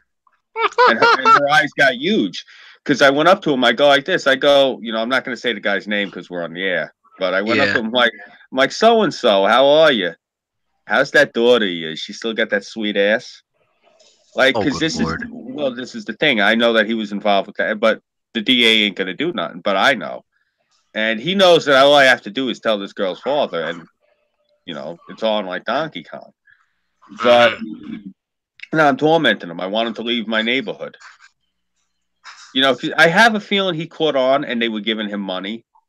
I can't prove it. It's one of those things. And so that's part of the reason and also I think I just honestly scared the fuck out of him. That's probably why he puts up with the abuse also. But you're massive. Why would this guy put up a fight with you when you're like 3 times this guy's size and he's just this little pedo bear? Yeah, true. It'd be in his best interest just to suck it up and go hide behind the police or whoever he goes to summon for being attacked by the big bad guy. And it's like, yeah, we know your record. We know why he's harassing you. What else is new? Well, this is the thing. This isn't even the guys who were involved. This was the neighbor across the street. That's why I'm bothering him, because he's the one who had the cameras on the house. And I have a feeling I got a feeling that they were paying him off to not film. Well, it's possible, man. That's common. Well, this is the thing, because I was driving on this fucking guy's lawn every day. And I roll up on my bike and I'm talking to him, and the neighbor comes out like with this panicked look on his face, and I'm reading his lips, and I'm like, oh, I'm the guy, huh? If I'm the guy, how the fuck do you know I'm the guy? That's what I'm thinking to myself. And I asked him that too when I seen him at 7-Eleven. I said, let me ask you, I'm the guy? He's like, I don't know what you're talking about. I go, I can read lips, you douchebag. And he turned fucking shock white. Like, that's the first thing I did to him. I said, you spilled your coffee. He goes, no, I didn't. And I grabbed his hand and I crunched his hand, and the coffee went all over his hand. I said, don't make a sound. Like, I mean, really, I got like a maniac with this fucking man. You went Liam Neeson on his ass. Bro, he had the guy across the street from you has little girls in the basement, and you turn the other way for a check. I couldn't deal with that. I mean, he's so lucky that this camera's all over this neighborhood. I would have beat this man like it was going out of style.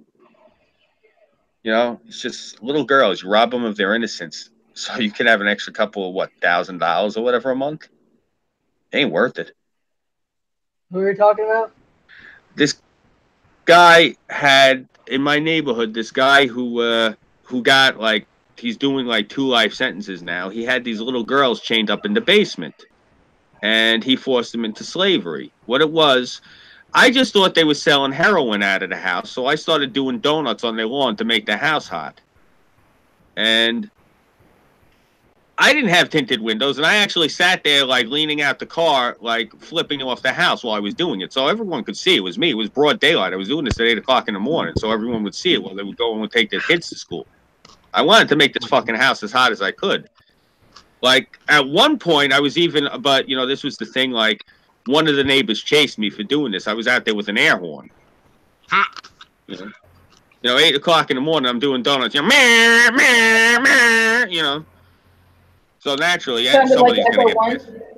Yeah, exactly. I'm out there, like freaking, because you got to remember, I was doing this in a Supra. So I'm sitting there, I mean, like, mud is flying, because this car is just like going, I'm spitting on the friggin' thing, I was using a car horn at first, but when that wasn't working, I went and got an air horn from the marine place, the boat trader place. Yeah, so I had one of those big-ass canister ones like you used to be able to carry into a sporting events in the 80s. And that's the reason this guy knew who I was, because I'm sitting there leaning out the window, with a fucking air horn, driving donuts on the lawn. I'm sure, I mean, granted, if every time I looked out my house in the morning and I was having coffee and there was some lunatic with an air horn driving in circles on my neighbor's lawn, the man's face would get buried in my memory too. It's how he knew who the fuck I was. That, and like Burnside said, being 6'2" and over 230 pounds tends to stick out also. Cal, what the hell are you watching? That's so damn loud. Turn it down. It's loud? Yes. Yeah. The guy just started yelling at me, all stern and shit. Battlefront 2. Ah. Just out of curiosity, is this the new version that Burnside was talking about? No, this is the old version that Burnside want to strangle me if I didn't tell him how I got it. Ah. Just out of curiosity, in the new version, can you choose your character's gender? No. Like, the rebel snipers are always female. Okay. No, I'm actually taking a shot at Disney and their social engineering. Well, I mean, like they can't really do that because like if you try to do that to the like to someone in the clone army, that would fuck up the canon entirely. They don't care.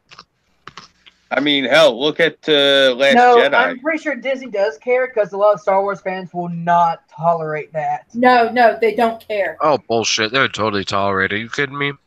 Yeah, they don't care. Last Jedi was specifically designed to destroy canon. Yes. Yup. Absolutely. Yeah. Yeah. Which They is one of the also, reasons. baby brother, you remember how Daddy used to read those Star Wars fan fiction books that Lucas allowed to be published under his publishing? What, the expanded universe? Yeah. Yeah. Yeah. There were several different multiverses, technically, because there were like 10 different ways that Chewbacca died and shit like that. Well, there was another way Chewbacca died. I only knew the one where they dropped a moon on him. Yeah, there's like another way. Literally dropped the planet on him. Yeah, I know. There were multiple ways. There were multiverses. These were all fan fiction. I know the one where Han Solo died because he was shot. He took an arrow by an Indian, and Indiana Jones finds his skeleton. Yeah, I fucking hate fan fiction. I just want to say that for the record. But Disney, when they bought Lucasfilms, yeah, they wiped the slate clean to clean up the canon. No, they didn't wipe the slate clean. They said everything is now canon. No, they didn't. Yes, they did. Everything Star Wars is now canon. No, what happened was that they said that the expanded universe is its own canon. Everything Disney made, including the movies and the Clone Wars TV show, that's the official canon. They still said it is now canon. No, that's not what I was told. People are taking it that way. They believe Disney. They're taking things from the way bring into the Star official Wars canon, like Grand Admiral Thrawn. I know this because I got blocked on Facebook by a dumbass who said it is canon, where this is before Lucas sold Disney or sold his film company. I told him no. George Lucas said, and I quote, and I sent him the quote in a screenshot from George Lucas that says everything in the films is canon. The books are just fantasy. And he wouldn't believe me. Wait, he said what was canon? Films. George Lucas said because people were pissed off with the new Star Wars movies because Anakin wasn't supposed to lose his legs in the lava. He was supposed to lose his body and shit because a building crushes him. And but that was in one of the fantasy books. It was put out by Lucas Publishing Company because Lucas approved it. He literally would sit there and read the books, the drafts for the books himself before he would approve them. And this moron was like, oh no, this is how, Darth Vader should have, or Anakin should have lost his ability, blah, blah, blah. And I was like, no, Lucas never said that the books were canon.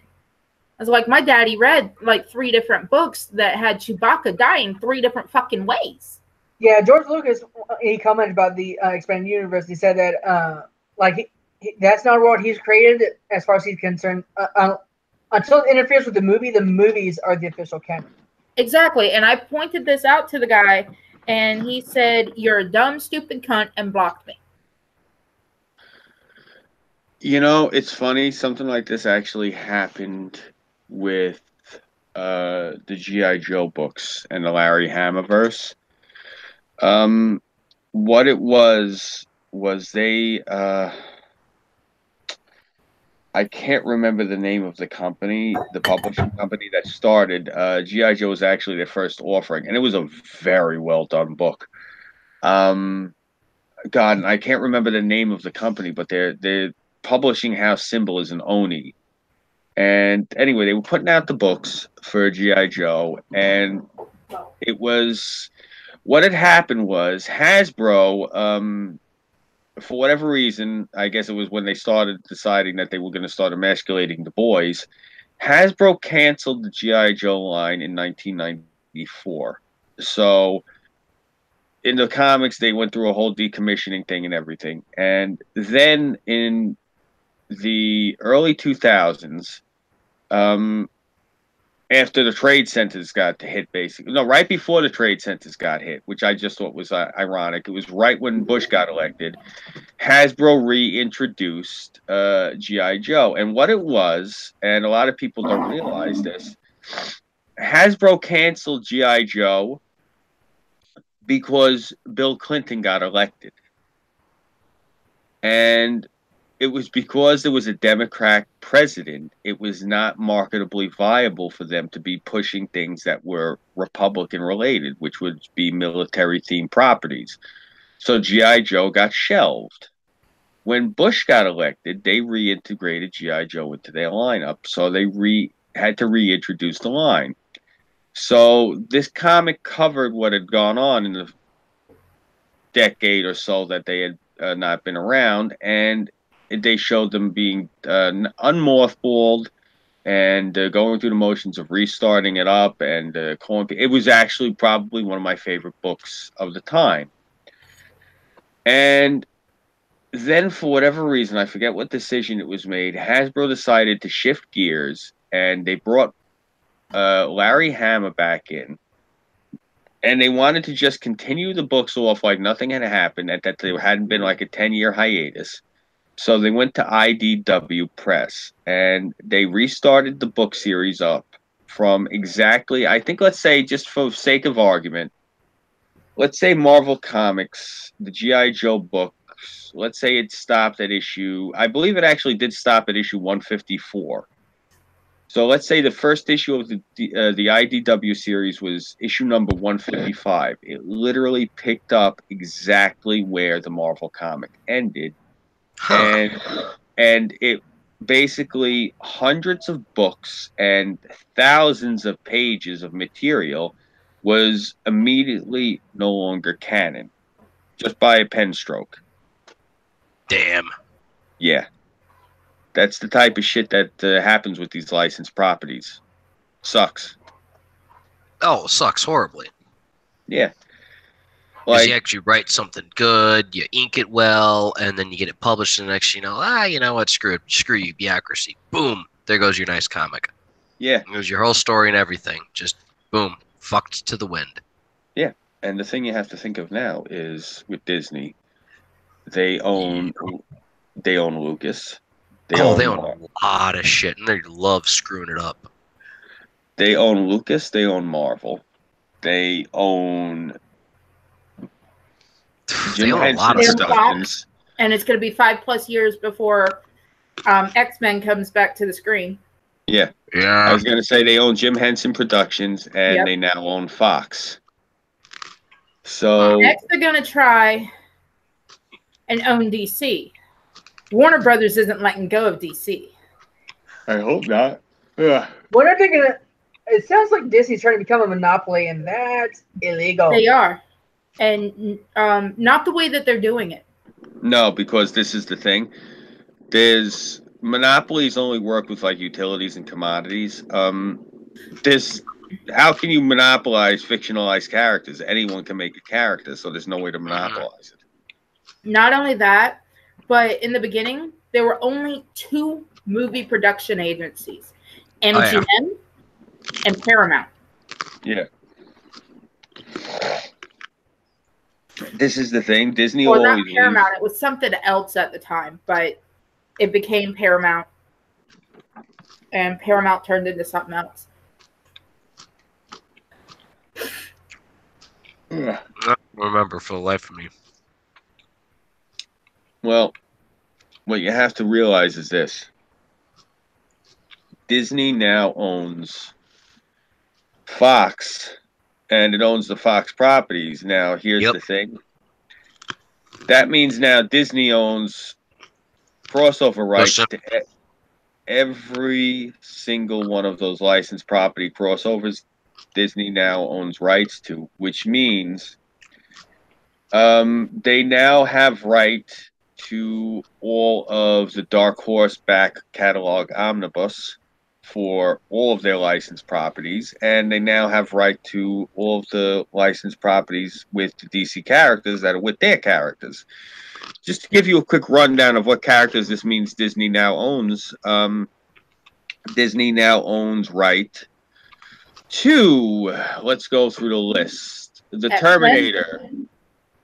Well, yeah, the Marvel ones that were under license. I'm talking the ones that were solely Fox properties themselves. The Terminator, the Predator, Aliens. Those three right off the bat are now all owned by Disney. Those three franchises, yes. Well, at least the last Predator was good. Yeah. Because they own, because they own Lucas, they now own partial rights to Indiana Jones. Because Indiana Jones was a joint venture between Spielberg and Lucas. Yeah, and Spielberg isn't a sellout. Yeah. However, Thankfully. Lucas really only sold Star Wars and Lucas Films. He didn't sell Indiana. Well, Indiana is property of Lucas Productions. The production end of it is. And it's a joint venture between Amblin and Lucas. So the Lucas end of it is now Disney owns that also as part of their portfolio. Which means now if Amblin Entertainment wants to ever do another Indiana Jones, they have to collaborate with the fucking mouse. That's how it works. Yeah. I think that's why he went ahead and did Crystal Skull to end it. Yeah. Could be. I hadn't thought of that, but makes sense. I hated that movie. God, I hated it. I love it. I'm an Indiana Jones. This is how the friendship dies. I seen all of those movies in the theater when I was a kid, and you know why? I don't know. There was too many things about that movie I disliked. Let me think. Shia. That's probably the first thing I disliked about. Oh yeah.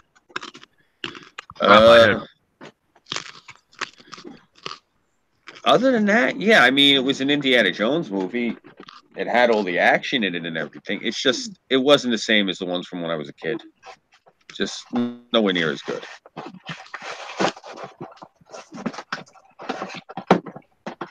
Well, Lucas had planned to do more Indiana Jones films while Harrison Ford was younger. Yeah.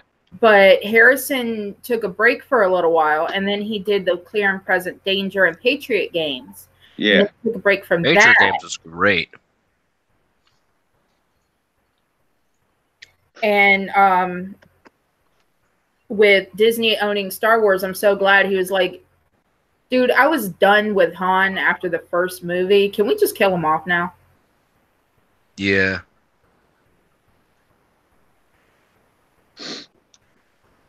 You know, to be fair, part of the reason Harrison Ford walked, you probably looked at the script and went, well, it could have also been the fact that, you know, he broke his leg on set. Yeah, well, no, it wasn't just that. I mean, but part of the reason he walked from Hollywood in general and the reason he retired, you can actually see the moment where Harrison Ford retires from Hollywood. If you look, just go onto YouTube and type in Roman Polanski wins an Oscar. And you see Harrison Ford is handed the envelope and he reads it off to them. And they say, you know, and he goes like this, and the winner is Roman Polanski. and they all stand up and they give a standing ovation. And you see the look on his face. He literally looks like he wants to spit on all of them. And I'm pretty sure that's when he walked from Hollywood for a little while. Wow, it's Roman fucking Polanski. Kelt. Roman Polanski was a rapist who had a girl he kept feeding Rufinol and had tied up in his basement. Oh. No, not his basement. Sorry, it was Jack Nicholson's house. Let's get it right. Why is he in jail? Because he was a famous director and he fled the country and he was still directing movies over in France. Wait, I know I thought he was in Poland. Poland, France, wherever. Nah, I think he's Polish, but I think that the Polish people have enough class not to let him back. So I'm thinking he's living in France. Fucking Parisians. But what was I gonna say to you? Yeah, that happened at Nicholson's house, and that big seagull-looking tart bitch, fucking what's her name? Meryl Streep, sitting there talking about how horrible our president is. Meanwhile, this fucking pelican she was the first one that stood up, and she's clapping for that fucking molested bastard. And you know what? I may not like his politics, but I will give Howard Stern credit. Back in I want to say 98. I was in between high school and going to college, and I was working at one of my first jobs. It was actually right before they folded up. The last thing that they did, that it was a big thing, but they didn't cash in on it, which was stupid. I worked for Island Carpet. They're actually the same carpet company that did Biggie Smalls' mansion up over in Dix Hills when he was alive. And he gives them a shout out in one of their songs. And I worked there, and I told the boss, I'll never forget it, because the boss's name was John Jones, the same as the Marvin Martian. And I said to him, I'm like, John, why don't you cash in on the fact that, you know, Biggie gave you a shout out in his song? I mean, people will probably hire you. Like, nah, you know, he didn't like rap music, so he didn't want to be associated with it, which was dumb on his part. But I was working there at the time. And Howard Stern comes on the radio. And I'll never forget it. He goes like this. They wanted to let Roman Polanski back in the country. And he goes, really? Okay. So I don't know how the fuck he got this number. He got Bill Clinton on the phone. And he goes, Howard, how the hell did you get this number? He goes, well, Mr. President, I'm Howard Stern. But he got Clinton on the phone, and he rapped with him for a minute, and basically, you know, and Clinton, to his credit, he handled the phone call deftly, like he always did. The man was wily back in the day. But Stern got into the conversation with him about, you know, don't let this guy back into the country. You know, I got daughters, you have a daughter, you know, what the hell? And Clinton handled it in standard Clinton fashion. But the fact that Howard Stern went and did that, to me, that I liked him for that. It really got under my skin that he came out against the president for Hillary Clinton. Because to me, that's anyone who knows Howard Stern, that was all about the money. And that's the thing that pissed me off, that he sold out like that. Yeah. Yeah. It makes me glad that actually that all those times that his security chased us away when we would get drunk and go to his house. Yeah. It's what we used to do when we were teenagers. You go and try to climb his wall, and you know, if he turns his light on, you try to moon him. That's basically that's what we did for fun back in the day. Oh my god, that's funny. Yeah. Oh yeah, everyone used to go to Howard Stern's house and do that. It was fun. You know, you go there and you'd scream. Dick. Yeah, you go out in the street. You know, people would have like bullhorns and shit, and they'd yell Howard, and you know, you'd make a ruckus, and he'd come to the window and he'd look out and you'd moon him.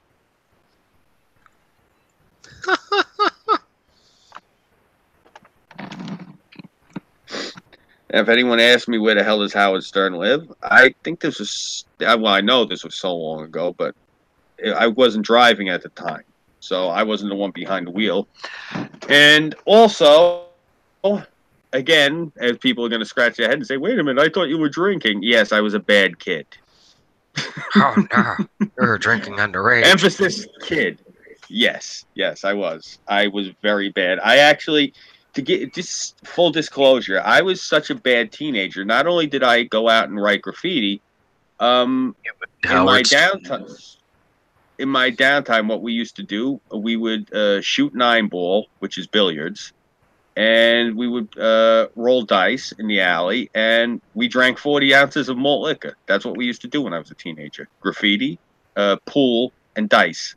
And we would drink malt liquor, and smoke blunts up on the train tracks. Fun. We were punks.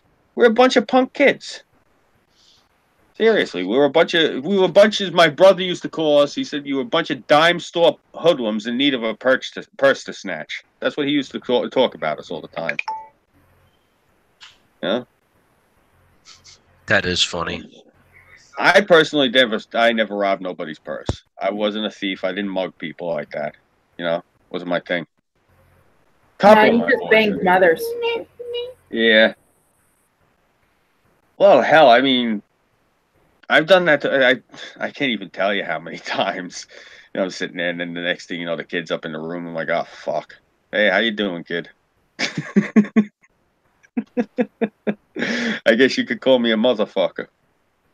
Let's fuck each other's mothers. Sorry, as soon as you said that, I thought of Lonely Island. Never seen it. Oh my god, I gotta link you. What is Lonely Island? They're a band or a group. One of their famous songs is "I'm on a Boat." What type of music is it? Varies from rap to different kinds. Hold on. Yeah, send it to me in Discord. I'll check it out later or tomorrow. They've got this little snippet called "Helicopter Dick." It's fucking hilarious. All right, I'll give it a shot. I'll check it out. Ooh, ba-da-ba-da-ba-da. Yeah, huh? Yeah. Here, I'll link you to their YouTube channel. All right. No, I already took you, and I fed you. Stop. Dun dun dun. Oh, sounds like dog's causing trouble. Yeah, I was just gonna say to anyone watching, that's actually Tara's talking to the dog. She does not have Tourette's. Cocksuckers, motherfucker! Ah, donkey teeth. Here, I'll find the song. Here's one of the songs. It's called "Jizz in My Pants." Oh Lord, that used to be a funny. Down my drink while the rhythms boom. Take your hand and skip the names. No need here for the silly games. Make our way through the smoking crowd. The club is the sky and I'm on your cloud. Moving close as the lasers fly. Our bodies touch and the angels cry. Leave this place, go back to yours. Our lips first touch outside your doors. The whole night, what we've got in store. Whisper in my ear that you want some more, and I is in my pants. Take my word. Wasn't this Andy Samberg? Yes. Think so. Yeah. Oh, wait a minute. What's the name of this group? Lonely Island. These are these fucking idiots from Long Island. Yeah. Yes, I've heard of them. Yeah, they're from the neighborhood. They're a couple of knuckleheads from Nassau. I mean, this one I have on my phone, and my aunt hates the song. Yeah. Yeah, no, I've actually seen them before. Like, not like I went to go see them. I think I was at Mulcahy's and they were there. Like, I was actually there to meet somebody, and it just so happened to be that they were the band that was performing that night.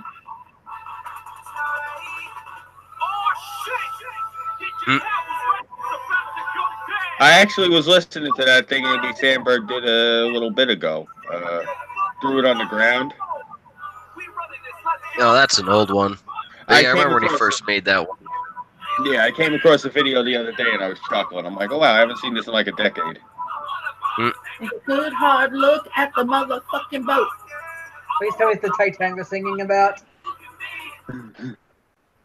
Yes, I can probably sing this word for word. That's too funny. It really is. What is? No, that your sister was talking to me about that band, and I didn't realize, like, they're they're like a comedy act from right around this area, so I'm familiar with them. It's just I'm actually very dour. I don't have a very, very good sense of humor. I have a good sense of humor. It's just it's very limited. I I can chuckle at Andy Samberg. I don't like guffaw. I don't fall on the floor laughing at him. You know, so it's Okay, here's the song. This is Andy Samberg and Justin Timberlake.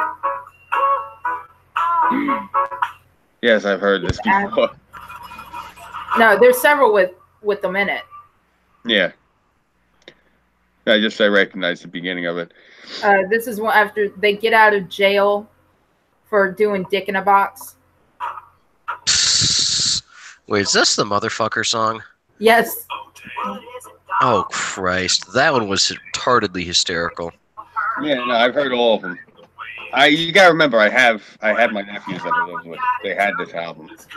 Oh God, I'm sure they were playing this nonstop until you hit them with a belt. I had to take away the copy of Ted. I couldn't take listening to it anymore for the floor. I get it. And the other one that's supposed to be like the other variation of Ted Rabbit or whatever the hell it is. I'd be laying in bed and all of a sudden I'd hear Queen, and I'm like, motherfucker, because it was the Flash song again. I'm like, they're watching Ted again.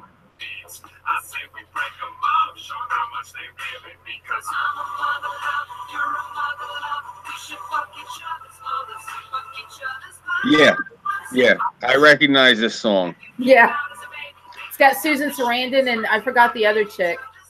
Yeah, I know. My nephew, he had this. I got his answer tone, and I yelled at him. I said, The "Really, other your grandmother?" chick actually plays Aunt Zelda on the new Sabrina series on Netflix. Aunt Zelda. Aunt Zelda. Is there an Uncle Link? No, but there's a cousin Ambrose. Okay, who's Oh that? Lord.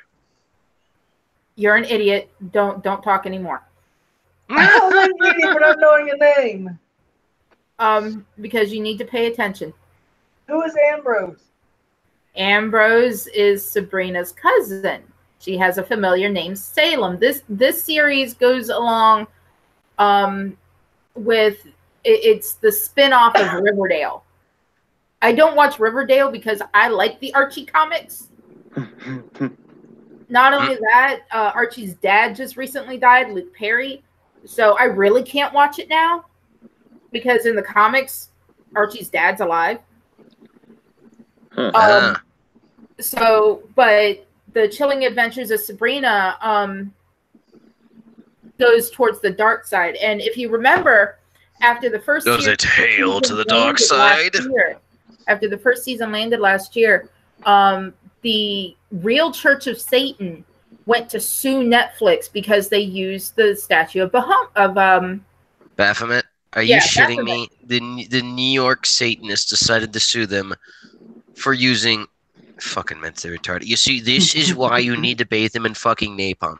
They want to worship a malevolent motherfucking transgender goat fucking entity. Well, see, the thing is you can really see they were trying to claim ownership of the statue when it's really not. It's an effigy of Satan. Yeah. You can't claim ownership of an effigy.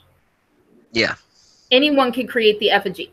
So they were suing Netflix saying you can't use this effigy. So Slithering idiots. What Netflix did is they had in one of the episodes, now I'm not going to do a spoiler for those that are listening that actually like Sabrina, so I'm not going to spoil anything else. But I will say that they did get rid of the effigy. And they put a new one in its place in later episodes. Did they give it a crooked tongue and weird and cross-eyed eyeballs? Because that's what I was thinking of doing for these idiots. No. Good, cool. I could still do that. No, they fuck it. This is just one spoiler. I'm sorry. Father Blackwood ended up having a statue of himself created. That now the Church of Night, which is now called the Church of Judas, because of Father Blackwood, he decided he's going to make everybody worship him instead of the Dark Lord. And Wait. I will say the Dark Lord is not happy about that. Still lame. They should have gone with the original and made it look retarded. You know who I liked actually on the original Sabrina? What's her name? Carolyn Ray. Aunt Hilda? Yeah. Oh, I had a thing for her when she was a young comedian. Always thought she was I don't hot. know the entire series at all. I didn't watch every single episode on Hulu. Nice. Well, I didn't watch it when I was a kid just because, well, not a kid. I didn't watch it when it was on the air because I think I told you. I got into an argument with Melissa Joan Hart in a bar and she slapped me and threw a drink in my face. Yeah, you told me. So, I've never watched the show because of that. I couldn't stand her.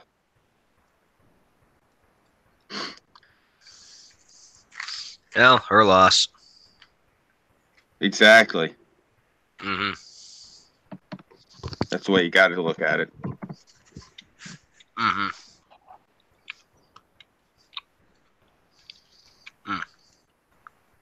What are you eating now? Munchies. Oh, here we go. I do like this We're too. here today with film star Natalie Portman. Now, Natalie, the last time you were here, I heard things got a little out of control. Yeah, well, I was going through a really weird time then, but I've matured a lot. Why don't you fill us in on what it's like to be you? Okay, you bitch. I'm sorry, what? Yeah. Portman. Fuck your husband and his best friend, Justice Portman. You know what's big. Put a dildo on the switchblade. What in the flying fuck am I listening to? That's what I'm saying. Cancer. It's Natalie Portman rapping. She should Look. stop before she gets raped.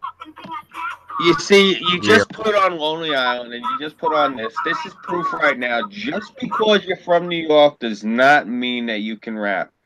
Well, that's the second Natalie Portman rap video. That's 2.0. And I want to, before anyone says it right off the bat, well, that's because Lonely Island and Natalie Portman are Jewish. That's because they can't rap. No. Beastie Boys were all Jewish. All right? These people just can't rap. No wonder I don't like them. Dun dun dun. Bless you. Thank you. You're welcome. You probably don't like them because you probably never heard any of their good music. What good music? Tons of it. I've let you listen to it before. You didn't even know it was the Beastie Boys.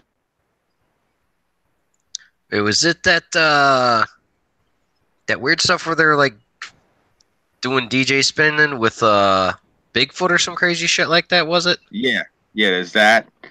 And a couple of the other ones that I'm into. It's the name of the album is The In Sound from Way Out.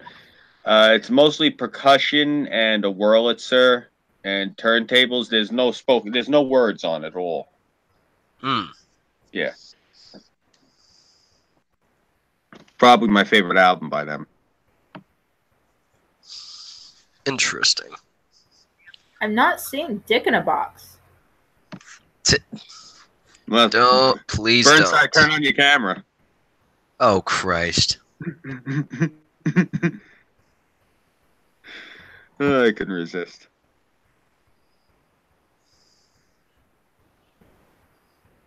Let's see. I was actually looking for something here. Oh, yeah, that's what I was thinking of. Oh, it was an NSL thing. Or SNL thing. Saturday Night Live. Yeah, that's where I heard all those songs from. I'm going to find it and send it to you, Burnside. That way you'll see what I'm talking about. Hey, Tara, it's midnight. Yeah, and I can wait till I play this song. I was going to say, what is that in Florida time? Oh, fuck off. Hey, girl,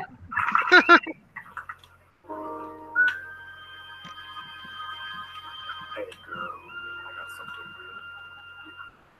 So just sit down and listen.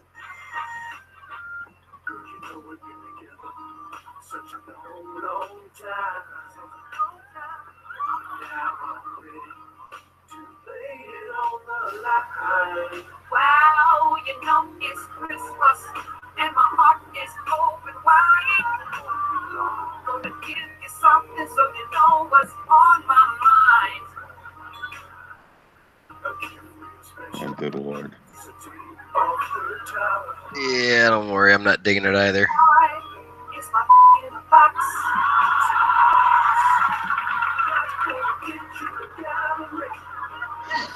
Yeah, this is the reason that the country's fucked up. Saturday Night Live. You're not wrong.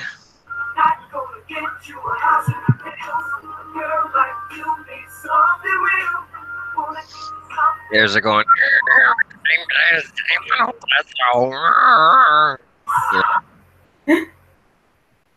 Well, there's three-way with Justin Timberlake and Lady Gaga. Before you play any more music, I just want to say something because that was Saturday Night Live. As somebody, and I can actually prove this, I'm not going to dox myself though, but I can prove it to people on request. As somebody who is an alumnus of Professor Victor Abravia's class, and he's the professor who they specifically scout his class for people for Saturday Night Live. The last person they pulled out of his class in one of the classes before me from a few years was Jim Brewer. That having been said, what a waste of talent with Saturday Night Live. I mean, really. Yeah, I quit watching it because it's not funny anymore. It isn't. Oh, I mean, the writers. Propaganda. That's really all it is. Well, that's just it. I'm just saying the writing in and of itself is horrific. And it's just because I took acting lessons under this man in his class, and it was his class. We went to go see Cabaret, which that's when I learned, holy shit, is theater a different experience. Anyone who's going out to see a play and has never seen a play before, I wouldn't recommend Cabaret as your first Broadway production. Only because Cabaret is so flamboyant that it should come with warnings. Like, I didn't know it was going to be that raunchy, that risque. I want to see it. I so want to see it. Oh, my God. Do you know what it's about? Yeah. Okay. Having sex with goats. Oh, no. There's actually a silhouette scene. It's a musical number with, okay, that guy, he's definitely giving him fellatio. Okay, yeah, there's no mistaking about that. He's definitely, wow, okay, that's graphic. Yeah. And we had front row seats. Lucky me. Depressing. Oh, yeah. Seriously, they say that a man's first time is very memorable. I always thought they were talking about losing your virginity. No, I think they were talking about the first time you see Cabaret. Holy shit. Like, honestly, I've seen a lot of plays. I was single. Like a lot of young men, I made the mistake of thinking you go sit through a play with a woman, you're going to get action. Well, I mean, I always did, but it wasn't worth it. But you know what it is? I've seen a lot of plays. Go. I'm trying to think which one was my favorite. Go. Probably The Monkey's Paw. I've read the book way too many times. That having been said, I've only performed in one play. It was a small, obscure play. Name of the play was Scuba Duba. Of course you did. And I played the main character in the play. The main character's name was Marty. McFly. I forget what his last name was. It was actually the role was originally portrayed by Judd Hirsch. So that's how I played it. I played it as if I was Judd Hirsch. And I'm sure Kelt has no idea, and I'm sure Burnside has no idea who the fuck I'm talking about. Yep. Nope. None. Judd Hirsch was I believe he was Alex on Taxi, and he was also Jeff Goldblum's father in Independence Day. Yep. So he originated the role, so I played it as he would play it. He's a very good actor. He is. He's a fantastic actor. And what the point of the play was, he's going through a divorce. And the reason he's going through a divorce is he's in the French Riviera, and he went there with his wife on vacation. They were trying to rekindle their marriage. And his wife left him for a black scuba diver. Now, the thing is about the scuba diver, he's eccentric. The guy always wears his scuba outfit everywhere he goes, complete with the fucking flippers. I don't know how the fuck the professor talked me into this play, by the way. So Scooby, you're gonna get laid. My character probably went something like that. My character was slowly going insane over the fact that his wife left him for a black scuba diver who always wore his scuba suit everywhere, and didn't take the thing off. And I remember this play because there's a point in it where I have a confrontation with the wife, the black scuba diver, and he shows up with another black gentleman who's wearing a 3-piece suit and a fur overcoat and a fedora. Even though they're in the French Riviera and it's the middle of summer, he's dressed like it's the winter. And my character is standing there arguing with them, not like he's going to attack them, but he has it and he's waving it around. It's a fireplace poker.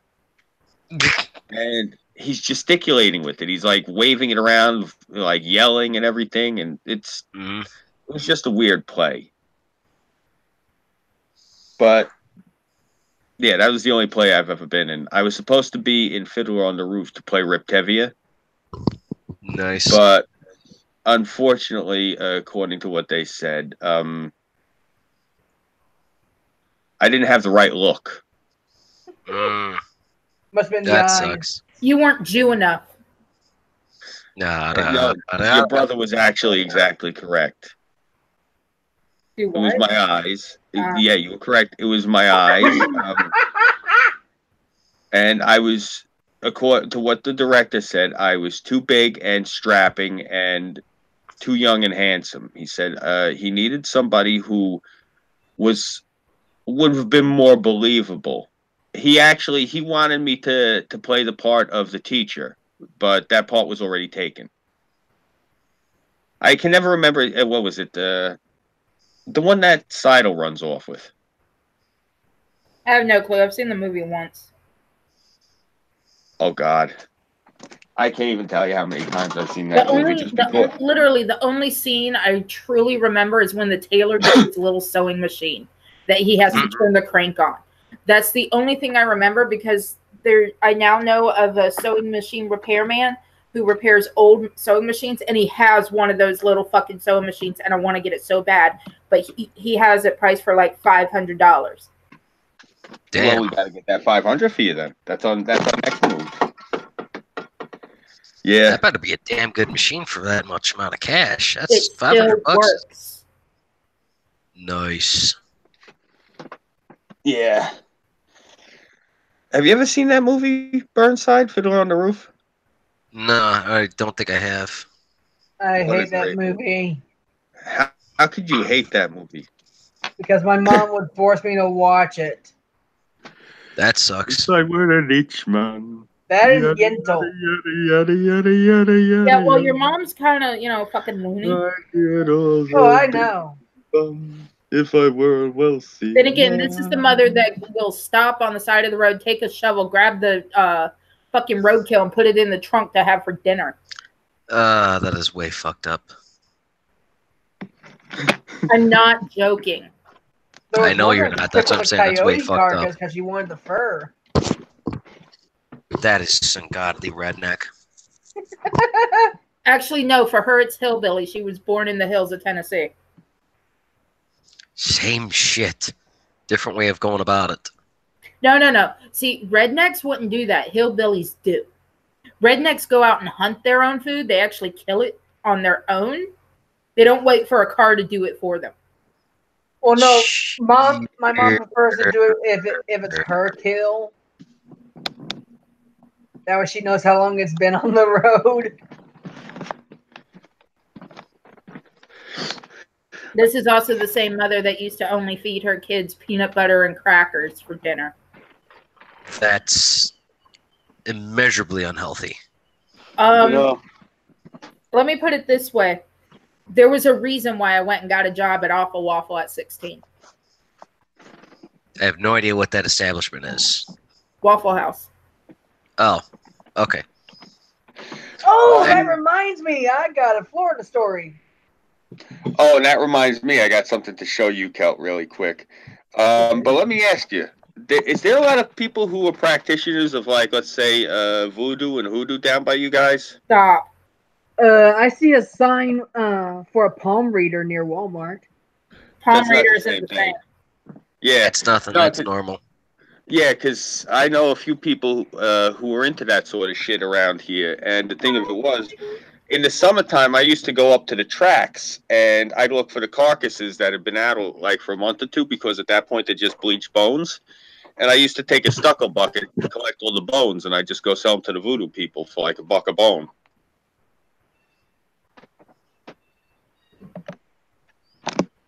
Good way to make money.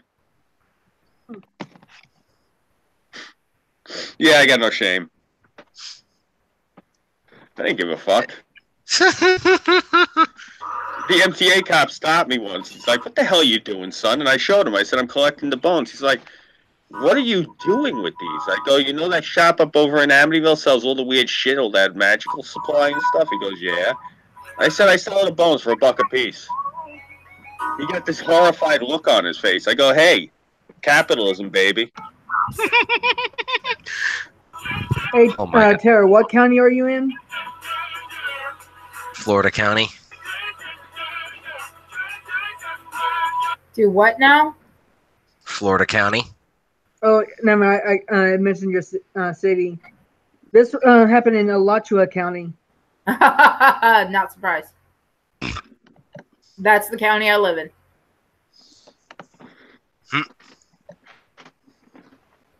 Oh, no, it was the Gainesville Waffle House.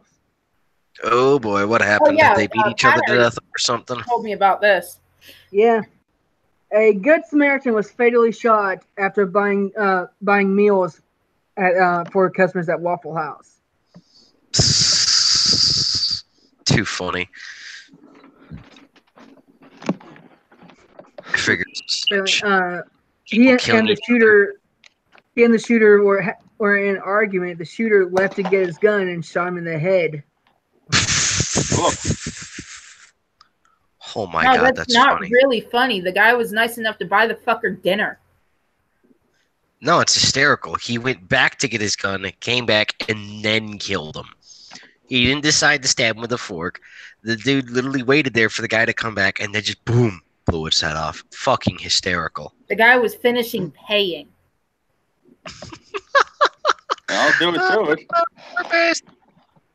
Let's see what the argument was about, because I think it was because he wanted to paying his food. Yeah, the guy was mad because this guy bought him dinner. Oh, it was because he did? Yes. That's funny. That's funny as fuck. Only in Florida would people kill each other for some shit like that. That's hysterical. Well, my dad had a friend, his only black friend, that the friend went back home for I think it was either Thanksgiving or Christmas dinner, and his mom stabbed him over a turkey leg. Yeah, wow. I think I remember you telling me that. That's intense.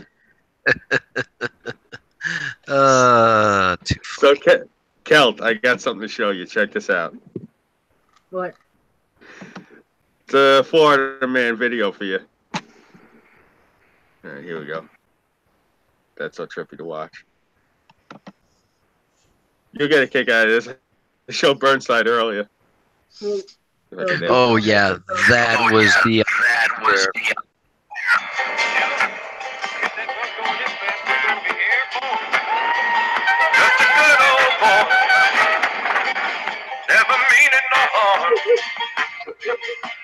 That belongs on True TV's World's Dumbest Drivers.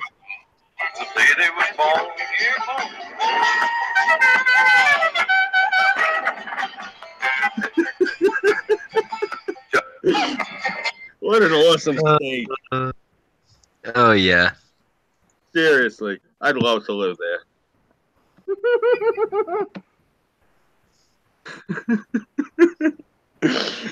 And Terry, you take this shit personal too. I'm actually ridiculing you. I think this is fucking awesome.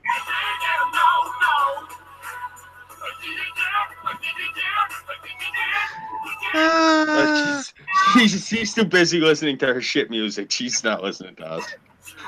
It's all good. Did you hear about what those knife bins in the UK? What about them? When aren't they banning something in the The United knife Kingdom? surrender bins in the UK? Uh-huh. Well, some gangs got a bright idea and broke into one of those bins. I could have told you that was Doesn't going to surprise me. happen. Yeah. I was like, I'm just surprised. When did the English become the French? Seriously. I don't know, man. What the hell is that you're listening to? Three-Way, Golden Rule, featuring Justin Timberlake and Lady Gaga. You know, if it was at least even decent music, but that sounds like such garbage. It is garbage, man. These fucking leftists, man. Yeah, you see, this is why I don't get too much into the fornication stuff that they do nowadays. It's just done to death where it's not even tasteful, and it's just like, yep, everyone's a violent fornicator now. I tell you, when I told that cute little black girl when I was talking to her in the mall. Now, for anyone listening, when I say cute little black girl, she was probably about 25 years old. I'm 40, so anyone under 30 looks like a kid to me. So I'm talking to this girl in the mall, and Lady Gaga's song came on. I said, "Oh, this crazy girl." And she's like, "You don't like her?" I said, "She dressed like the Red Skull and drove a garbage truck to my president's house." I said, "The night he got elected." No, I don't like her. She's nuts. Dresses Seriously. like the Red Skull, like from. She dressed like the Red Skull and drove to Trump Tower. That's kind of awesome. Bro, I'm dead serious. Look in YouTube and type in Lady Gaga fascist Hillary rally, and look at the outfit she's wearing. She looks like the fucking Red Skull.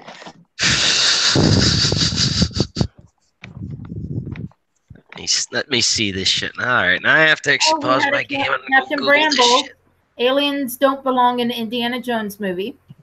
And then whichever European country likes pedos. Too funny. Apparently they all do. And someone named Zorge Studios says, "Hey, you should react to my YouTube 100%. I don't know who the fuck that is. Goodbye. Sure, let's look him up. No. I've got What's his? Yes. What's his name? Look in the channel chat.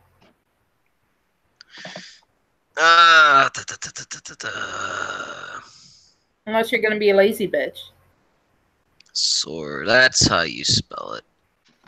Alright, let me do a copy paste and go look for this bastard. 1 second. Let's see here.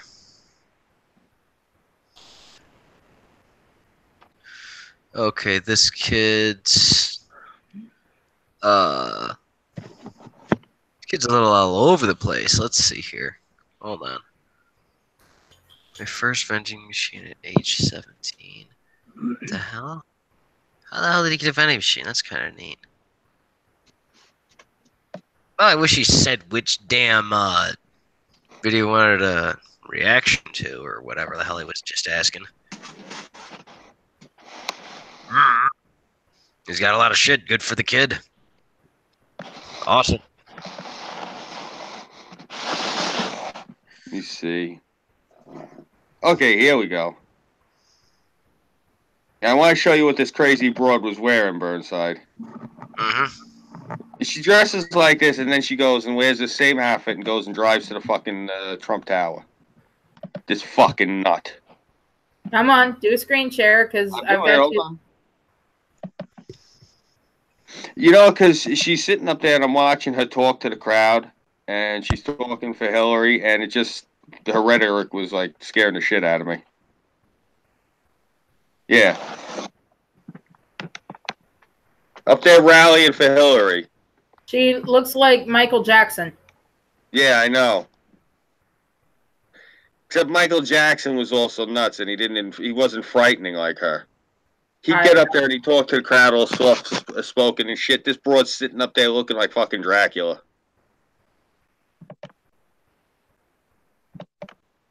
Crazy bitch. Yeah, I don't like her. Especially after now watching that movie over and over and over again with Peaches. And she's sitting there and she's going, oh, I don't like my nose. And, you know, Bradley Cooper's sitting there, oh, no, you got a nice nose, sweetheart. No, your nose is beautiful. No, I like it. It reminds me of a banana. No, it's pretty. You know, I can stroke it. And he said, no, I don't like my nose. And I'm sitting there looking at her, and I'm thinking to myself, honey, you want to get hung up on something, it should be those fucking teeth. Nika, she looks like she brushes with a fucking ball-peen hammer.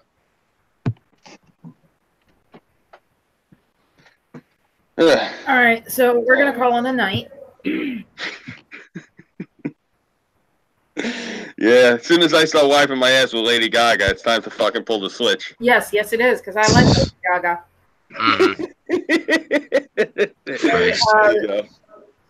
Oh, no, she's got a great singing voice. But then again, so does R. Kelly. I got nothing that works, man. You can still show where to find yourself. Do it.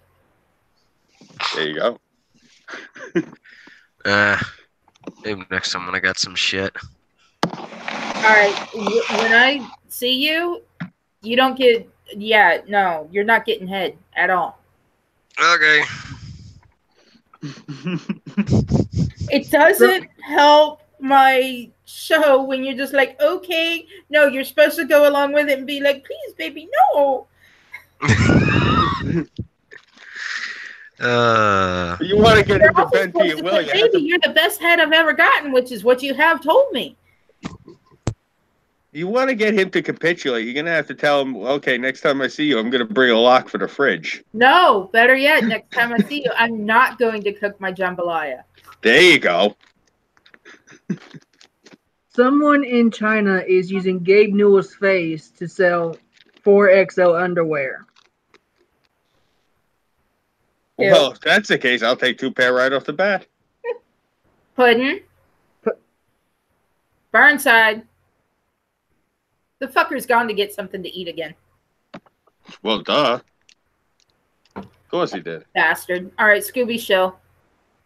You guys know the deal. I'm Scooby331. You can follow me here on YouTube. I'm on Minds.com. Gab AI.